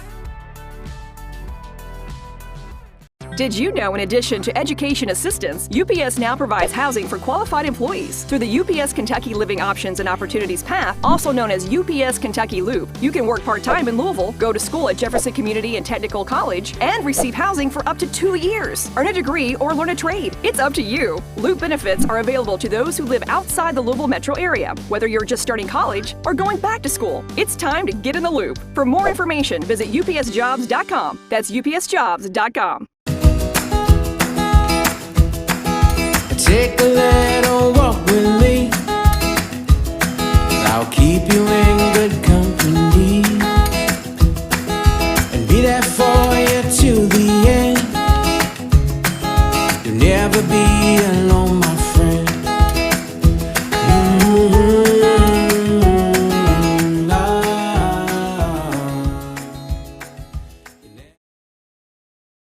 Hi, this is Gary Ball for Crown Trophy of Lexington. Crown Trophy offers youth sports awards, corporate awards. They offer signs and a full line of promotional products. They're located at 2680 Wilhite Drive on the corner of Nicholasville, New Circle Road, just behind Starbucks. Stop by and pick up your copy of our 85-page catalog. Crown Trophy is nationally known, but locally owned with 150 stores nationwide. Crown Trophy, the official provider of plaques for the Scholastic Ball Report and PrepSpin. I'm on a fixed income. Credit cards help me balance the money that's coming in and what I need to live on. I've thought about bankruptcy, but how am I supposed to pay for it?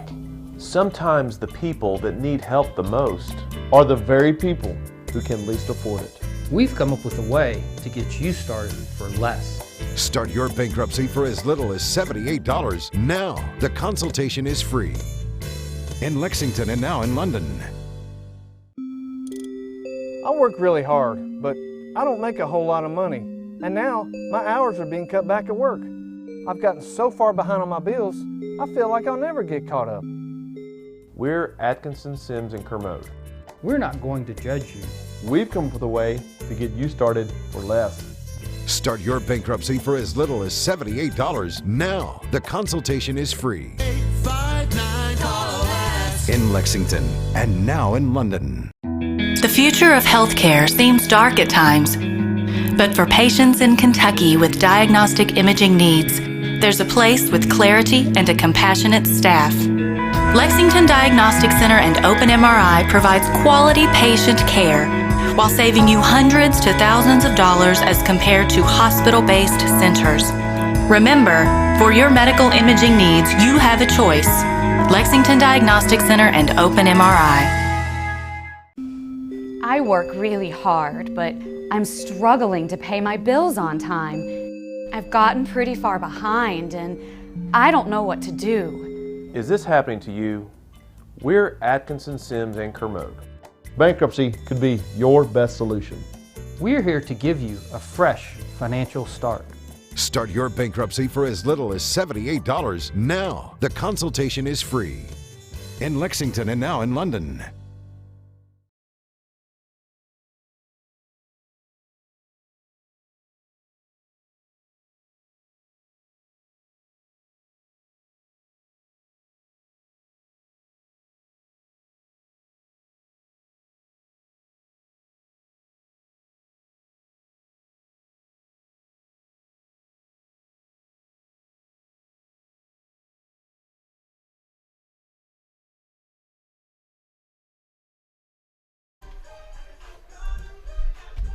Welcome back to Jake Bell Field here in the Henry Clay High School campus.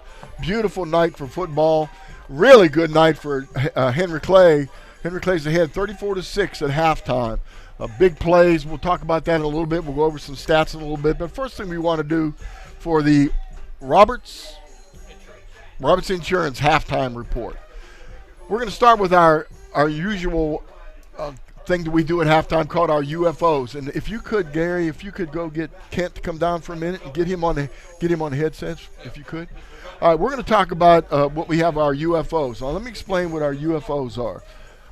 Again, we've done this every year. When I was coaching many years ago, but for many years, I realized that there are so many people involved in the program that do so much for you that don't get a lot of credit for what they do. They just don't get the press. They don't get the attention.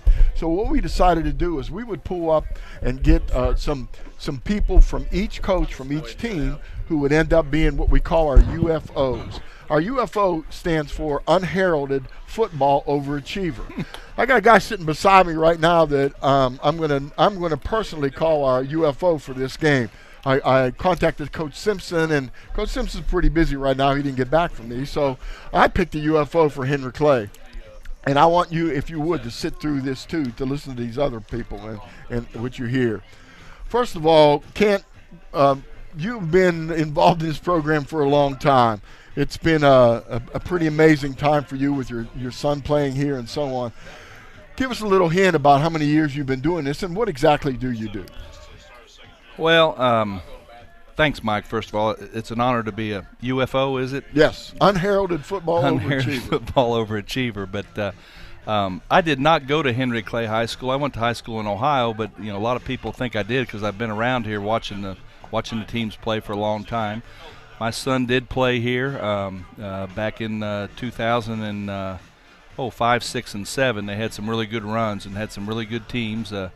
There was a team over in Louisville, Trinity, that they couldn't get past 3 straight years, but I think they made the state semifinals, and Trinity was a little too much. But Sam Simpson and I were at UK together. Actually, we were in the freshman class of 1977, and I've known Sam a long time, and it was a privilege to have my son playing for him.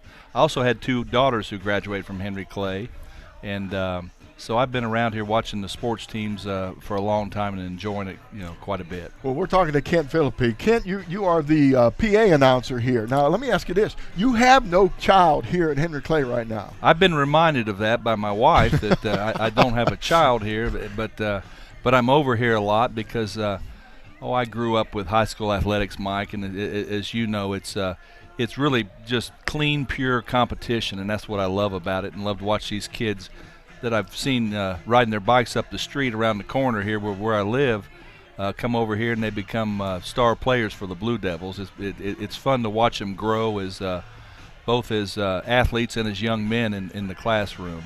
And you've seen this facility change over the years too. Oh my goodness, we used to come out back in the olden days, and Sam would have everybody come out and pick up glass off the field. It's come a long way. This beautiful facility was built in 2000 and I think it opened in 2005, and it's been great for the soccer programs, the lacrosse programs, the football program, and all the physical education kids here. Very, very nice facility, as all the Fayette County schools have now. Well, we appreciate everything you've done here, and it's so funny. I mentioned as soon as we got here today, I said, "Boy, it's like old times seeing you here. It seems like you're always here." We talked about that. My son played a little bit.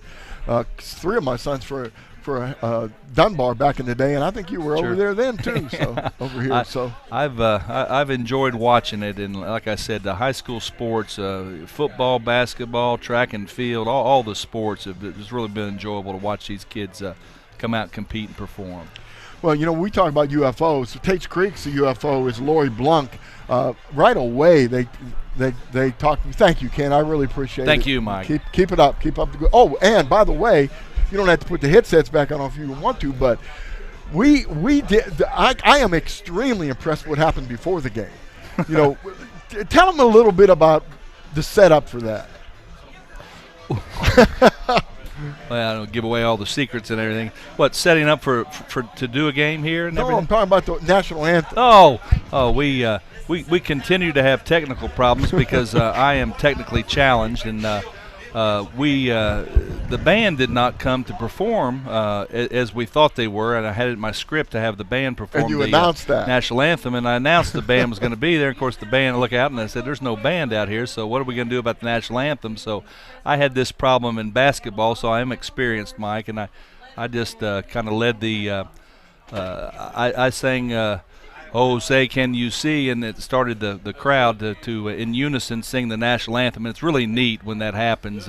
We don't need a band, particularly, although we enjoy them being here. We don't need music because we're all capable of singing our wonderful national anthem and honoring our country, and that's what we did before the game. Well, I was I was just so impressed. I can't believe it.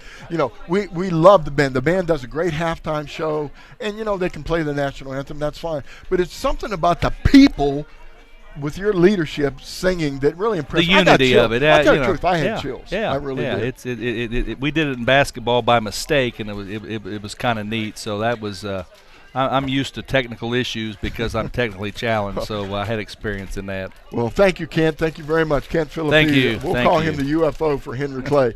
Again, for Tates Creek, it's Lori Blunt. Lori Blunt's the athletic trainer for Tates Creek. A tremendous job. When I talked to Coach Smith, he just said he admired her skills so much and her work ethic, and it's amazing the amount of time these athletic trainers put in. So we'll just say our UFOs for this game for Henry Clay, it's Kent Phillippe, and for Tates Creek, it's athletic trainer Lori Blunt. We're going to talk a little bit now, a little change of pace, something that Gary Ball and former Commissioner Bridget DeVries we talked about earlier, and that is that there are some rules in high school that sometimes confuse listeners. Now, most of it, we know of you watching this game, you know most of the rules, but sometimes what happens is you get confused between high school rules and professional rules, college rules. So we're going to concentrate on high school rules. We're going to start real simple. One of the things that people don't quite understand is what's called the neutral zone and some of the neutral zone infractions. The neutral zone in football goes from sideline to sideline, and it's the distance between the two opposing teams, which is basically set up by the football itself. Now let's talk about that. The football sets on the yard line or the area where the referee, that white hat or the umpire, places the ball. That football can, when a center approaches that football football has established a neutral zone. No one can be in that neutral zone, the length of the football, between the two the defensive team and the offensive team, except the center. The center's hands can be over the football, and his feet have to be behind the neutral zone. And basically that establishes what the neutral zone is. Now, I am not an official. So anytime official watches this on PrepSpin, if you want to correct me, give me a call or hit me on Twitter if you want to, and kind of straighten this stuff out. But the way I understand it by reading the rule book is that any neutral zone of infraction occurs when anybody other than the center's hands gets in that, in high school, goes into that area after the ball is spotted, ready for play. Now, that's not the same in college and pro. In college and pro, you can step in and step back out. Not in high school. As soon as that ball is set for play, the linesman, the head linesman, the line judge looking down the line of scrimmage say, there's a neutral zone. One of the wide receivers today, Gary Ball pointed it out, one of the wide receivers had stepped into that neutral zone, had lined up too close to it. And so that was a penalty. That had to be stopped. The ball was stopped right there. You don't allow the play to go on. The whistle blows for safety reasons, and the penalty is marked off. So any infraction, anybody stepping in that neutral zone, is no longer called offsides like it used to be. It's called encroachment. And encroachment is a 5-yard penalty. It can occur in a step before the ball is snapped. It can occur way before the ball is snapped if somebody lines up in that neutral zone after the ball is set ready for play. Now, what happens a lot of times is a wideout will look to the official, and the wideout will say, am I okay, or am I back, or am I up? The officials have to really get the language right about what they can say and what they can't say. But if a wideout adjusts himself into the line of scrimmage and steps back, they're going to let that go, because basically what that is doing is this guy's trying to find the right spot to line up. When you're that far from the ball, it's really hard to do. So we looked at encroachment today as one of the penalties, And we're going to continue looking at that for you the rest of this game. We also want to look at, as the season goes on, maybe later on, Gary, next game, we're going to look at codes of ethics and rule changes this year. That's a good addition to the broadcast, Coach Me, and I tell you why, because a lot of people really don't know the rules of football, don't know what the rules are. You've got the books. We got the books from the KHSA today. You're going to take us through the whole season. We got a whole football season, regular season. We've got 6 games in the next 2 weekends. Think about it. We got 2 tomorrow night over at Mercer, and we got 2 next Friday at the Bluegrass Bowl. Well, let's do this, Gary. Let's have anybody. How about this, William? Anybody that's confused on any rule that they see in the game, let them hit us on Twitter. Either hit your Twitter site, PrepSpin.com. Or hit up at PrepSpin. Or hit up Coach Meehan. Coach Meehan. At Coach Meehan, and hit them up and tell them what your question is. If there's something you don't understand, a rule that it's kind of foggy maybe in your mind, we'll try to clear that up for you here on PrepSpin. Another great edition. We're just about set for the second half. The first half, later in that first half, was dominated by Henry Clay. They lead right now 34-6. Right, and we didn't have a chance to go over the statistics, so we'll kind of hit those as we go along, maybe, Gary. Just throw a few things at them. So Garcia set to kick off, and back deep are the Jackson. No relation and they call them no brothers at all. No brothers. The brothers on the team, your teammates, but the Jackson guys, Langston and Ramon are back deep at about the 12-yard line for this Garcia kickoff here. Second half just about set to get underway. Gary Ball, Mike Meehan, and William Warfield producing. Here's the kick by Garcia.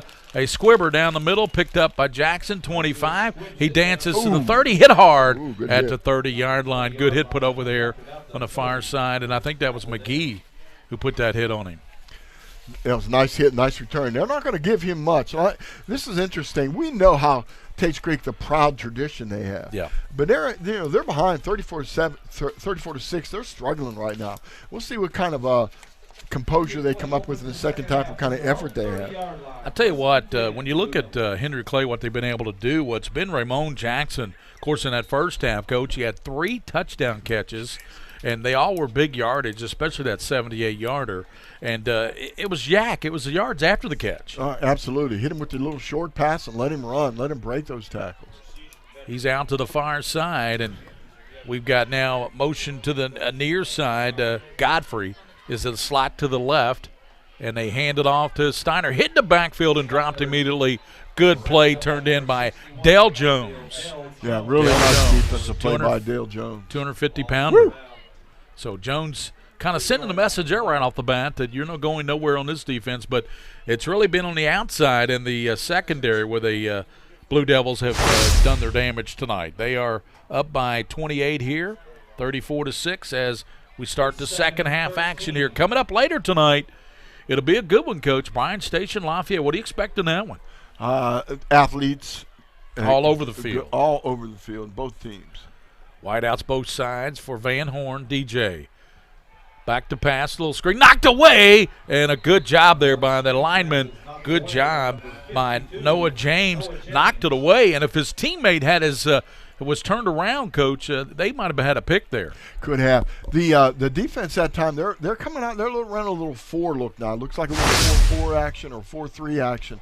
And the defensive line, they're shifting over a half a man. Everybody kind of laughs about that with football. What's a half a man? What's 6 inches or whatever? Well, that makes a big difference, not in their technique, but in the technique of the offense in blocking them. It changes the blocking scheme sometimes. Wideouts both sides for the Blue Devils. We'll have Henry Clay in action next week over at the Bluegrass Bowl, and they will take on, I believe, are they playing Cuff Cath? And Riles playing Lex Cath? I think that's the way it's set up. Here's Van Horn looking, throws it deep down the left side. It's caught by Jackson. Fingertips, 40, 20, 10, 5. Touchdown to Langston Jackson. Well, that was actually reasonably well covered. 4th touchdown toss tonight, 238 yards for Van Horn. 5 of 6 passing, Coach, 4 of those for touchdowns. Number 7, is that Caden Kenny for Tates Creek? Yes. Caden Kenny had that actually pretty well looked at, covered. He just misplayed it, that's all. And that's a timing issue. So, Coach, do you go for 2 here and make it a running clock and 36 points a running clock, or you just kick the extra point? They're just going to kick the extra point. Well, if I was Henry Clay, I think I would probably go ahead and kick the extra point because they're figured that they're going to have other opportunities to get that score. So 10:57, they score in the first minute here of the. Here's the 2 points, and with it is Van Horn rolling to the right. Van Horn is going to throw it, and it's picked off, and they'll thwart the 2-point attempt. So 40-6. Henry Clay has the lead here over Tates Creek, and we'll be back on PrepSpin with further second half action here. Mingua Beef Jerky Bowl from Henry Clay High School, Jake Bell Stadium after this. What's your starting five? How about this one? Mild, hot, Cajun, barbecue, and teriyaki. It's the flavors of Mingua Beef Jerky, each one handmade from Ronnie Mingua's all-natural recipe using top-quality beef. That's what makes Mingua Beef Jerky stand out. Take it from me, Tom Leach. Pick up a package today, and if you don't see it, ask for it. And check them out online at minguabeefjerky.com. That's MINGUA beefjerky.com. And go there today to see their newest product, Mingua Beef Jerky Meat Sticks in mild, hot, or honey barbecue. At White, Greer, and Maggard Orthodontics, we believe that greatness is in the details. Each decision we make is for the benefit of our patients and our community. This means using industry-leading technology to help you achieve your goals and uncover your perfect smile. Our precision and efficiency results in an experience that is both pleasurable and affordable. White, Greer, and Maggard Orthodontics, applying precision and elegance to your smile.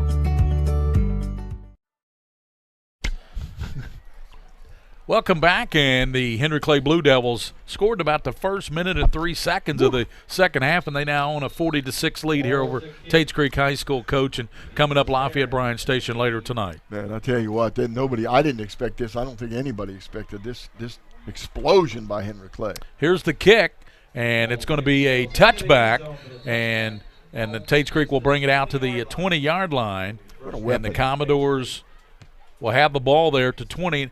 Early on, Tates Creek running Bosley was effective, running McGee was effective, but what has happened is just these long plays, the long touchdown passes by Henry Clay has broken it open. Tates Creek last year, I think they were 9-3, Coach. Henry Clay won, 7 games last year? Yeah, seven. So they had a winning season as well, yeah. Made the playoffs. 40-6 here. 10:57 to go in the third quarter. Doobie's still in. He gives to Bosley running hard, up to the 30-yard line. Good job of Bosley, tripped up there at the 29. You're going to get tired of tackling that big guy. Oh yeah, 230 pounds. If they were in the game a little closer, that would be a much more effective weapon. But right now, I mean, he's a load. He's a tough guy to tackle. He picked up 9 on that play.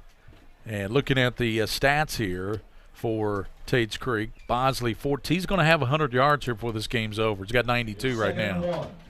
Second and a yard. 10-19, Doobie still out of the shotgun. High snap, throws it, and incomplete over the middle. Yeah, I tell you, these Henry Clay defenders are causing a lot of problems for Doobie because they're getting on top of him in a hurry. Yeah, they're pushing in real quick. Again, when you have an offense that's defensive line that's getting that kind of pressure, you're in trouble. You might want to back them off a little bit, run some screens, maybe a middle screen or something on the outside. Back them off a little bit. And we want to thank Christian Junker, the athletic director here at Henry Clay, for helping us with our setup here. And, there's a play blown by another penalty flag. Right. Now, that's a procedure penalty. Let's see if it's an illegal motion. Yeah. There's a false start against the offense. Coach, when you bring PrepSpin to a game, it's a major production. You got to spread out a little bit. Yeah. So we got more paperwork. I know we got more equipment and cameras. Well, the cameraman Joe's actually outside tonight. Yeah, Joe is. Joe Allen, boy, he's good too. He's really good at it. Third down. That penalty takes it back to the 25. 10-13 to go here in the third quarter. Henry Clay and Tates Creek. Henry Clay up 40-6. Here's Doobie out of the gun again. High snap. Gets into the line. McGee 25, and he's going to be stopped at the 26-yard line. That'll force a punt by Tates Creek, and Henry Clay will get the ball back, Coach, here already up 40-6. A little confusion there. It took forever for Doobie to get the call from the sideline. He looked like he was questioning the formation or something. When the quarterback holds his hands up, his fingertips touching together like Yes, sir. that, Yes, sir. it usually is something about the formation. He's not happy with it, or are you sure, coach, you want to run it from this formation, that type of thing. So 9 minutes and 38 seconds to go in the third quarter, and Tates Creek will punt the ball away. You got some dangerous men back there for Henry Clay. Godfrey to the near side. There's the punt, and it's taken by the short guy. He's up to the that's Jackson to the 20 and to the 10. Jackson dancing to the 5. Touchdown! My goodness. He juked people at the 10, at the 5, and Raymond Jackson, 4 touchdown tonight? 4 touchdown. I think he made on the punt team. I think he had 8 people miss. We have a late flag here, Gary. 41 yards on the interception. Yeah. I mean on the return, punt return. They're hurting with Doobie punting like he really needs to just punt the ball out of bounds. Well, they had a soccer game tonight, Coach. Yeah. So all the good kickers are at the soccer game. You can train a punter. You can train a big lineman to be a punter. You know, that's true, because speaking of big linemen, I remember my nephew, when Caleb he was punted a punter. for Bryan Station, averaged about 42 a punt, and he was 6'5", 300, and he was a punter. Yeah. So you're right. You can train a big punter. Well, I remember Mike Fields called him Bigfoot that year because he was a big guy punting. So the penalty, which he never really showed us. Yeah, what it was, Coach. It's walled in for the extra point. This is going to be a long one. See, they'll place it back at the 25, be a 35-yard extra point. Well, you got the right guy kicking. Yeah, you do. Well, number 3 in the nation at the camp this year. Comes a snap, a hold by Van Home, movement on the right side by the blocker over there. And that was a false start by Cameron Maynard. Another false start. You can have a lot of false starts. Actually, the center can have a false start. So this will be a 40-yard. Well, extra point. Going back with those rules we were talking about at halftime, the center can move the ball he can't flip it over end to end, but he can actually shift it from side to side if he needs to in his hands to get the ball, turn it, spin it to get the strings in the right place. Right. But once he locks onto it with his hands, he can't lift his hands back up. So here's a 40-yard extra point. Kick is up, plenty of leg, and it is good. 40-yard extra point makes it 47-6. We will have a running clock when we return with that 41-point lead. Kentucky High School Athletic Association instituted that a few years ago, and it's 47-6, 41-point lead. We'll be back here on PrepSpin.com. I wanted to get back on the basketball court. I want to get back to the ref I used to be. I want to get back to gardening. I want to get back to playing with my band. Only one team is qualified to get patients back to living their lives. Bluegrass Orthopedics has physician experts to assist in your recovery, whether it's an injury or chronic condition. Bluegrass Orthopedics provides convenient, specialized, and comprehensive care for your unique life. Did you know, in addition to education assistance, UPS now provides housing for qualified employees through the UPS Kentucky Living Options and Opportunities Path, also known as UPS Kentucky Loop. You can work part-time in Louisville, go to school at Jefferson Community and Technical College, and receive housing for up to 2 years. Earn a degree or learn a trade. It's up to you. Loop benefits are available to those who live outside the Louisville metro area, whether you're just starting college or going back to school. It's time to get in the loop. For more information, visit upsjobs.com. That's upsjobs.com. Graham Wald will kick off for Henry Clay, and Coach, they lead 47-6 here over Tates Creek. As you said back at before halftime, you never would have thought this would be a game of this score. No, I didn't think so. And there's a flag. Yeah, it was offsides. Offsides, about the second or third man on this side of the field. I don't know if Joe's showing the replay of that or not, but the second or third man on this side of the field got a little anxious and went past the ball before the ball was kicked. Lafayette and Bryan Station will play later tonight after this one, about 30 minutes after this game. It'll be the kickoff between Lafayette and Bryan Station. We'll have that game right here on PrepSpin. And tomorrow night, Coach, we are at the Fort Herod Bowl over in Mercer County. David Buchanan, the fine coach in Mercer County. And it'll be Ballard and Boyle County at 5, John Hardin and Mercer County at 8 o'clock. Those will be 2 really good football games. Yeah, and you know what? 4 really good coaches. You Yep. know, if you think about it, boy, those guys they're technicians, all of them. David Buchanan is a wonderful football coach. Adrian Morton, the coach at Ballard, played right here at Henry Clay High School. That's right, he did. Here's the kick, and it's going to be a touchback, and they'll keep that clock running now with the 41-point lead. So it'll be a fast third quarter, Coach, and a very fast fourth quarter. It will be, and again, I don't see Tates Creek giving up. I just don't. I think they're going to really try to run their team. You know, when you get in a situation like this, 47-6, 8 minutes to go in the third quarter, you still have to run your game plan. You have to run what you have to basically keep working. It's the first game of the season. It's not going to knock you out of anything. Right. This is only the first game, and Tates Creek will get much better. John Smith, the new head coach at the Tates Creek. Fake pass and tipped, and it's going to be intercepted again. Picked off by Henry Clay, and it's intercepted, and that was Chris Dabney. Hey, you know, you're not going to blame that on the quarterback. That's a Whitney rule. That's the third pass he's had tipped tonight. Yeah, I have a friend, Russ Whitney, and we call this the Whitney rule. The Whitney rule is this, Gary. You throw an interception, but it's in the receiver's hands, bounce out of his hands, they intercept it. That always goes against the quarterback. That should not go against the quarterback. You know what it should be? An error on the receiver, just like baseball. Who did? Doobie? This guy's down too with cramps. Yeah, Dabney has got some cramps. Salem Simpson,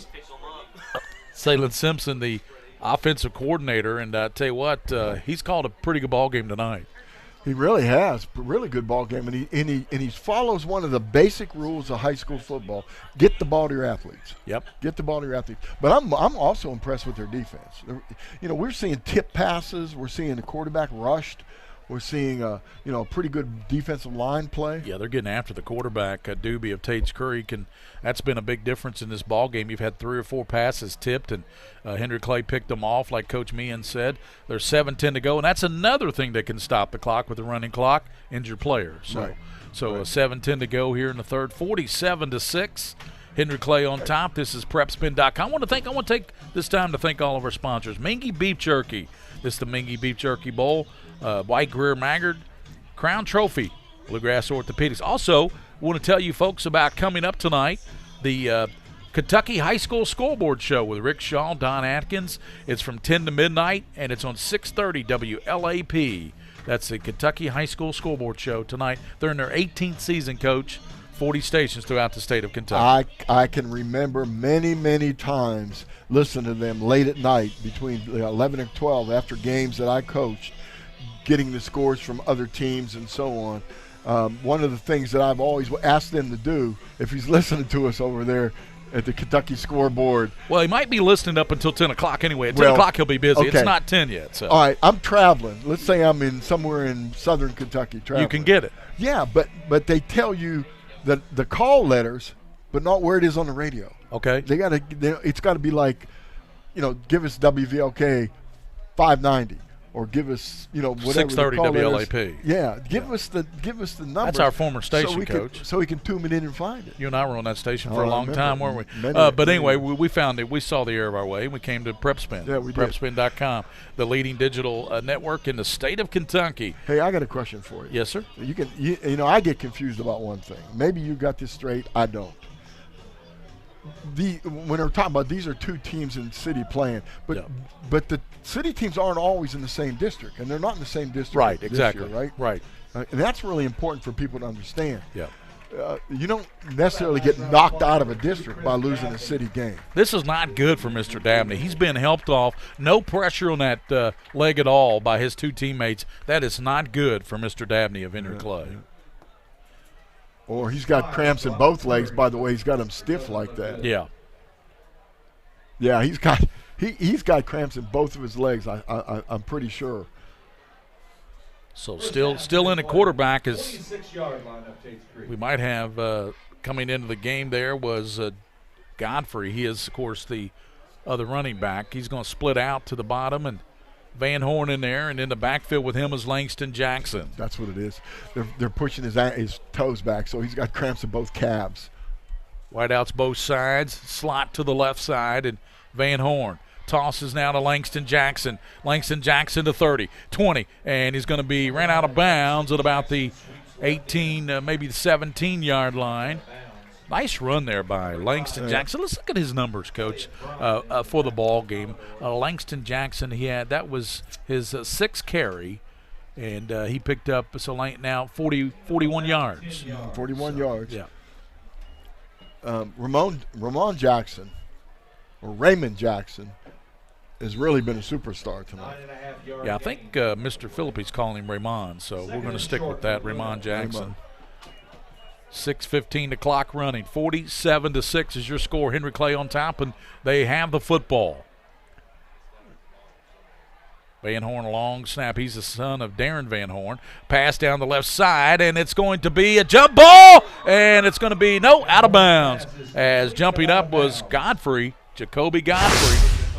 That was a nice throw. It really was a nice throw in the far pylon. You got to put that in your marker for later in the season when you're going up against somebody, and it's going to take a pass like that to win a ball game. Right. That was a well-thrown ball there by Van Horn. Throw in the bucket that time, exactly. Throw the ball in the bucket. Throw it up into the can where he can get it, no one else can. That's the whole object.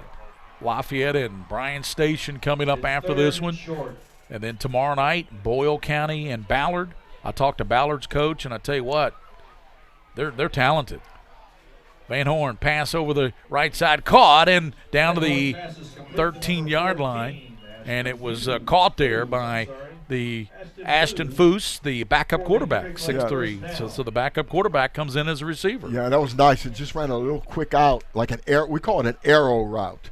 An arrow route from the inside to the outside there. And it was a play meant to get a first down. Not to get a touchdown, but to get a first down. Nice job. So first down to the 13 for the Blue Devils of Henry Clay High School here in Lexington, Kentucky. Gary Ball, Mike Mee, and William Warfield on PrepSpin. Henry Clay on top, 47-6. Clock running, 4 minutes and 39 seconds to go here in the third quarter. Out of the shotgun this time is Van Horn. And his receiver is running back to the right, and he's hit and dropped immediately. That is Musa Koluda. And he was involved on a good defensive play earlier in the ball game. Right, a lot of pressure. Good job coming in there and putting. Bosley, the linebacker, helped out. He's showing that he can do it on the defensive side as well. Right, really quick. Good job of getting the penetration. They had that one sniffed out completely. Watching about dial down on the other 25-yard line, our friend Marty Joyce in the cart there, watching these offensive line, big-time football coach, one of the best offensive line minds, if not the best. Second down and about 15 for the Blue Devils. On that fake now, rolling left, Van Horn looking to throw, sets, throws, and it is going to be tipped away. Good defensive play by Bryant in the secondary there for Tates Creek. Bryant swatted that one away. Bryant looked good on that one. He had that ball measured and just got his hand up and knocked it out. Nice job. So third down now for the Blue Devils. 3:24. Clock continues to run here. It doesn't stop except for an injured player. And what's the other way it would stop? Well, timeout. You can stop it with a timeout. That's why I'm just trying to get the different ways it can stop. Yeah. Timeout. Henry Clay's got the advantage, too, with the kicker. Because, they don't have to pressure themselves to try to get a first down or a touchdown here. Yeah, Wald is outstanding. And you need to work on that. You need to practice your field goal. Third and 15. Third and 15. Foose is split out to the top, and they've also brought into the game Simmons. Oh. Van Horn, he gets it now to the near side. Down to the 10-yard line is Jacoby Godfrey. So he picks up about 10. That'll bring up fourth down. Hawkins made the stop there for the defense. Yeah, nice tackle. Really nice short tackle. Yeah, that was a good one by Good job, Mr. Hawkins. J.D. Hawkins, 5'10", 190 pounds. What year is he? He's a junior, I believe. Well, good. They're lucky to have him. He's gonna really progress to be a really good football player. Senior. See how he does from the left hash. He's a senior, Coach Hawkins. Senior. See how he does from the left hash. Yeah, this is the first time he's kicked from this hash over here. And it is a 32-yard attempt up, and it is going to be perfect. So it is 50-6. Henry Clay, and the clock continues to run here. Minute 56, 55 to go here in the third quarter. We'll be back here to Jake Bell Field here on the campus of Lexington. Henry Clay, Blue Devils on top, 50-6, leading Lexington Tates Creek. Take a little walk with me. I'll keep you in good company and be there for you to the end. You'll never be alone, my friend.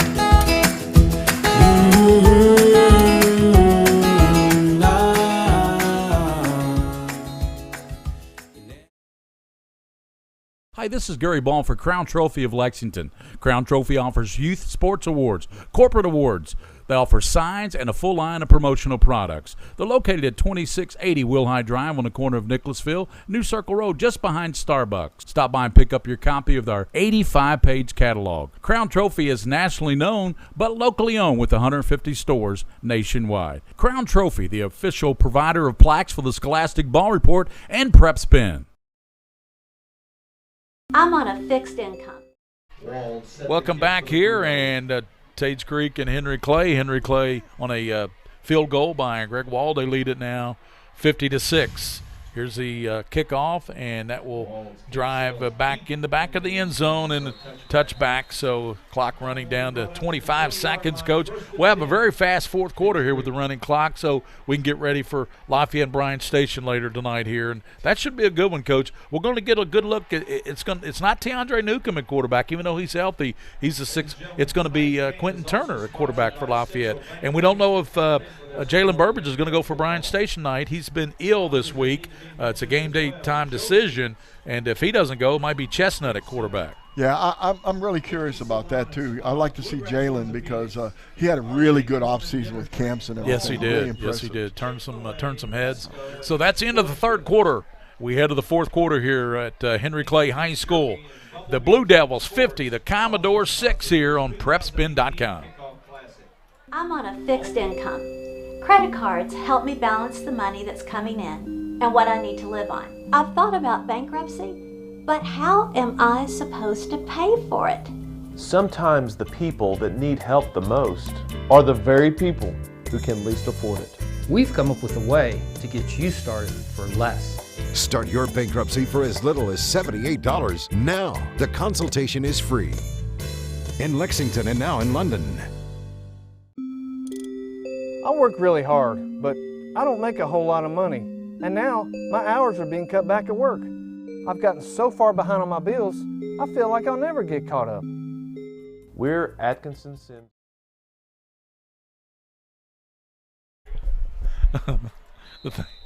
Welcome back here to Henry Clay High School.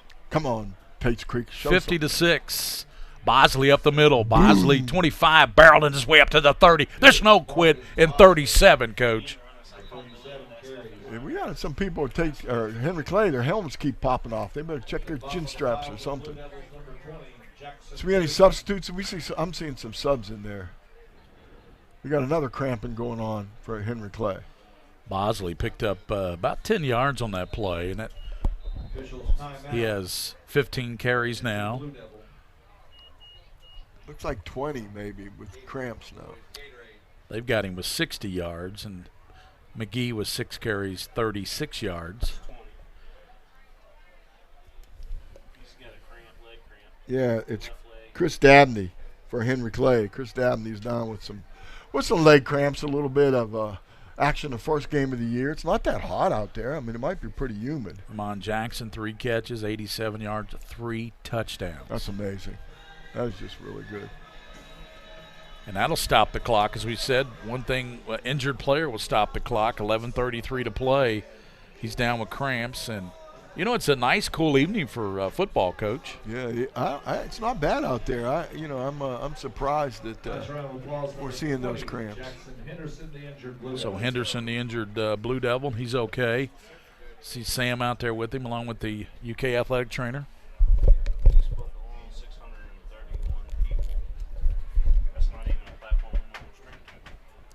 So Sam, 22 years, head coach here at Henry Clay. Where was Sam at before Henry Clay? He was at Pendleton County. Pendleton. Was he at Woodford County also? Now that I don't know. Here's a give up the gut, That's and the little guy. that's McGee, I believe. Yep, McGee, the ball carrier. He gets a few yards. Time is just running fast. And the stop was made by Trinity McDaniel, the linebacker, 185-pound. Boy, next week we got some good ones over at the Bluegrass Bowl at Lexington Catholic. Both those games Friday night. We'll get to see Covington Catholic. Man, they were the best team I saw last Quarterback, year. buddy. Apologies to Trinity. They were the best team I saw last year. 10:55 to go in this ball game.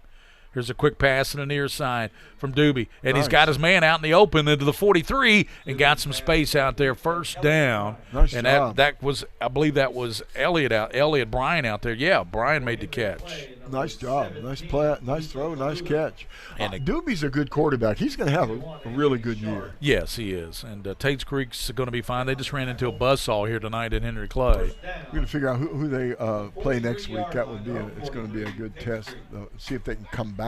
Tates Creek or Henry Clay? Tates Creek. Henry Clay plays at the Bluegrass Bowl. We're going to do that game next week. Right. I want to see if Tates Creek, what kind of team they can come back on from this. Here's the Doobie back to pass.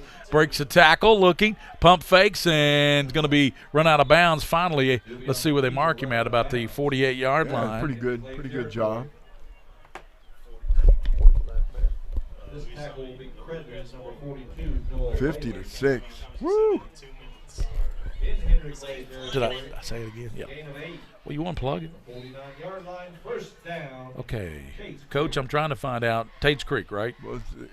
Yeah, Tates Creek. They said first down. It's 2nd and 2. Tates Creek plays Douglas next week. Oh, geez. Yeah, they got Douglas next week. Look at this run. And what a big run down to the 40. A ball comes out, and let's see. They say it was down, but I don't know if they're going to call that or not. Henry Clay says they have the ball. Henry Clay's big lineman to come out there. So Tates Creek plays Douglas at Tates Creek next Friday night. So get out there and support your ball club. Why did they stop the clock?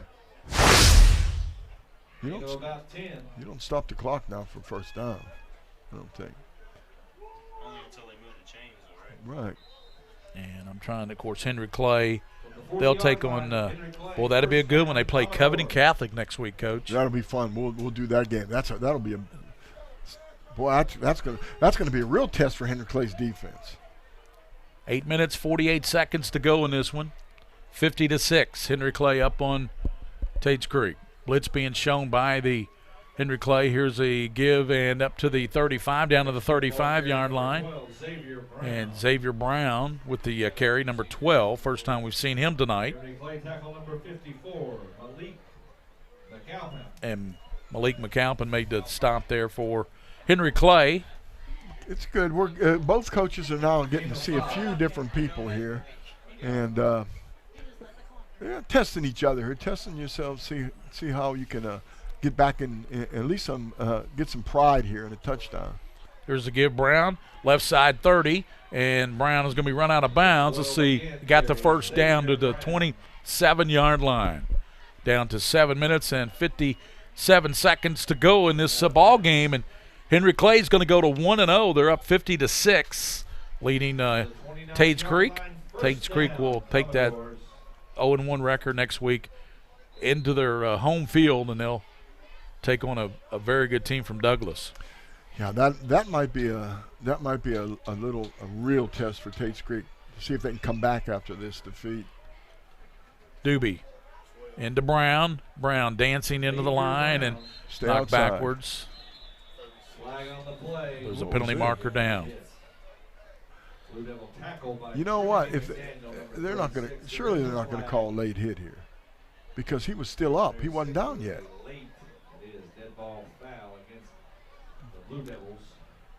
That's what Sam was telling. He's talking to the officials. Yeah, he's saying, well, wait a minute now. He was sitting on somebody. You're not down when you're sitting on somebody. 15 yards on this one from the 27. Be a 15-yard penalty, so it'll take it down to about the 12, so that'll be an automatic first down for the Commodores. Gary Ball, we got to come up with player of the game. Yep, looks like a front runner might be Ramon Jackson. I would think so. Big night tonight. There were a lot of stars on this. On that yeah. Henry Clay Steiner had the 58-yard pick six. Right. 6:25 to play, 50-6. Doobie pointing out to the left, and the 6'2" quarterback fakes to Brown, rolling right, throws wide open, nice touchdown job. to Bryant. That showed Elliott real Bryant. Good quarterback skills. Really good quarterback skills. He scrambled out. He stepped in like you're supposed to, get out of the pocket, and then started the run, threw the ball on the run, waved his receiver down the field, took his receiver from an out pattern to a go pattern, dropped it right over the top of the defense for a touchdown. And they'll go for 2 here to try to cut into this lead. It's 50-12 now. Henry Clay up on Tates Creek, but you're right, Coach. That was a great play. He rolled to the right. He waited till Elliott Bryant got open in the corner, and I said he had a wide open receiver, and he threw it to him for a 12-yard touchdown pass. Another penalty. We may have to open this window up here in the second game because it's getting a little foggy out here. Yeah. They had 12 men on the field, and they actually tried to run the guy off the field. Or maybe we can just get a 5-yard penalty. The ball placed back to the 8-yard line. Is it fogging up? I don't know. Huh? St. Louis? Oh, yeah. I'm talking about, we need one of those squeegees, don't we, Coach? Well, the window's getting foggy because of that hot Mingua beef jerky sitting in front. Here's a 2-point conversion to Thomas, and it's going to be good. Thomas with a nice catch in the corner of the end zone, and that 2-point conversion makes it 50-14 with 4:55 to go, and Tates Creek's trying to get respectability, Coach. Well, they've got my respect just for the fact that they're playing against a really good team, but they're still showing a lot of composure. Yep. A lot of times you'll see in these city games, especially, a team gets real far behind, then they start to act up a little bit. Not this team; they're well disciplined, and they're playing their hearts out, trying to get back into this game or show some respect. So. And we want to thank again all of our sponsors here on the network. Mingua Beef Jerky. This is the Mingua Beef Jerky Bowl. Also, White Greer Maggard, Crown Trophy, Bluegrass Orthopedics, Atkinson, Sims & Kermode Law Offices, UPS, Kentucky Loop, Whitaker Bank, Sutherland Chevrolet, Rafferty's, Roberts Insurance, Lexington Diagnostic Center. Also, catch out Rick Shaw and Donnie Atkins catch the Kentucky High School School Board Show tonight at 10 o'clock to midnight on the 630 WLAP. Those guys, they do a great job. I originally was host of that show way back in the day, and I relinquished it to Donnie, and he took over, and also to Rick Shaw, and they do a great job with that show. Coaches and interviews and scores from all over the state of Kentucky. Kentucky Scoreboard Show. And one of our favorite people, our ex-commissioner, too. Lewis Stout. Oh, boy. Yeah, Lewis and I, we did the show together, and then, of course, I was doing ball games with you guys, so I had to relinquish those duties. Here's a onside kick. Does Tates Creek get us? Who's got us? Tates Creek says they've got the ball at the 38. I think they do. Yes, Tates Creek football. Onside kick. Get to practice that, too. Very good. Nice job. We're going to see here on the replay, William, if we can, this Kentucky Loop who came up with that ball there for the Commodores. And let's see, we're waiting for that pile to Jacoby Johnson got it for the Commodores. Well, let's see. Tates Creek might try to get another one. Yeah, get another score here. Make it get down here, make it 50-20, and see what happens. 2:59 to play. The Commodores of Tates Creek and Lexington Henry Clay Blue. What a beautiful night! It's turned out to be a gorgeous night. It is. Here in Central. Almost said Northern Kentucky, Coach. I was the up bluegrass, there. buddy. Yeah, the bluegrass. I was up there in Northern Kentucky for so long.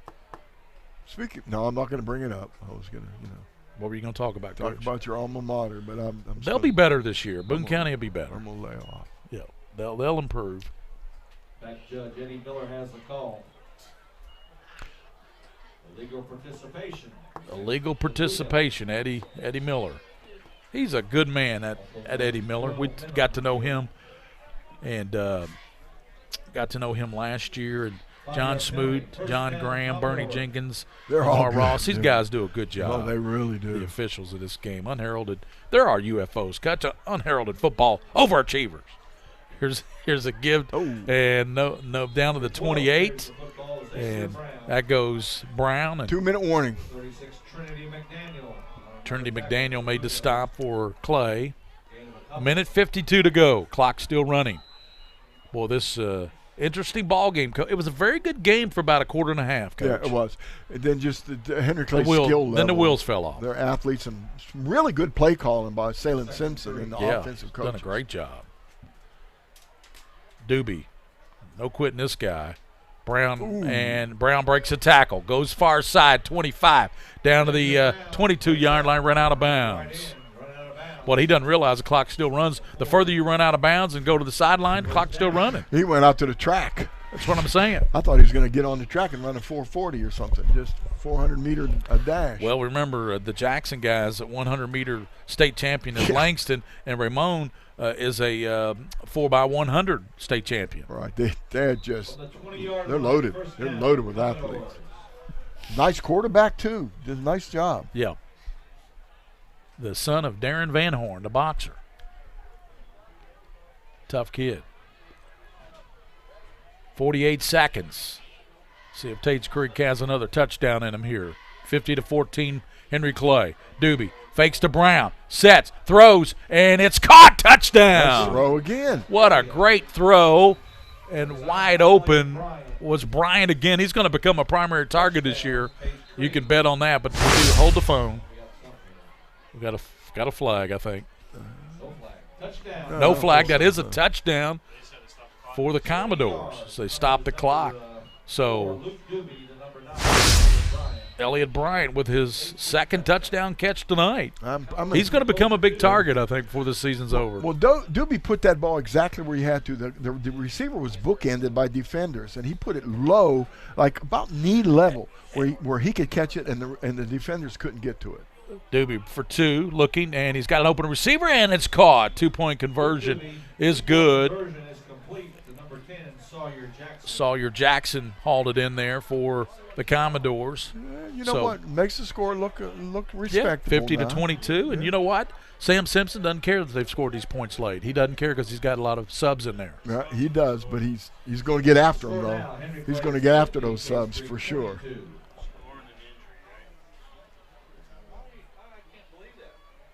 $50-22, Henry Clay looking to win their first ball game. We will see them next week against Covington Catholic next Friday night. That'll be our big game here. Covington Catholic and Henry Clay. What a good one we'll have. And I'm not going to say it, William. Yeah, they are. Cove Catholic was the best team in the state last year. Yeah. It'll be interesting tomorrow night, too. I think they had a couple good games of their tomorrow. 10 regular season games, 7 of them were running clocks. Their playoff games, of their 4 playoff games, every one of them are running clocks. Their state championship game, running clock. They still have that quarterback back? No, he's gone to Miami of Ohio. Man. Wow. They got a kid that's going to Notre Dame back, though. We have another penalty on the kickoff. His younger brother, Michael Mayer, is going to Notre Dame. Jeez. That reminds me of the Gaduli family. Yeah, well, Gaduli, talking of Gaduli, 8 state championships up there at Fort Thomas Highlands? Right. Well, they got a little upset recently, though. They've had some down years. Yeah, they're expecting a pretty good year this year at the Highlands. And we've got them coming up in a couple of weeks, too, against Lexington Catholic, I believe, right. Highlands. Yes, we do. Yeah, we do. We've got that one. We've got some good matchups on the network this year. Looking forward to later tonight to be Bryan Station and Lafayette. Should be a good one. I'm looking forward to that, too. And they're going to play right here on this field. How about that? Doubleheader here at the Mingua Beef Jerky Bowl. They used to call this the I-High Football Frenzy, didn't they? Yes. When I-High was around. That should be the ball game. So, yeah, that'll run it out. Is the second game going to start about 30 minutes from now? Or are they going to do a 30-minute? It'll probably start about 8:45, Coach. Okay. So we got to be thinking about our star of the game. And is that going to be Ramon Jackson? Ramon Jackson. Okay, well, we're going to try to get him up here. Final score, Henry Clay 50, Tates Creek 20. Okay, yeah, Williams got to get ready for the next game. For Coach Mike Meehan, for William Warfield, Henry Clay 50, Tates Creek 22 here in the first game. In about 30 minutes, we'll have pregame. It'll be Lafayette and Bryan Station right here on the network. Thanks for watching. PrepSpin.com.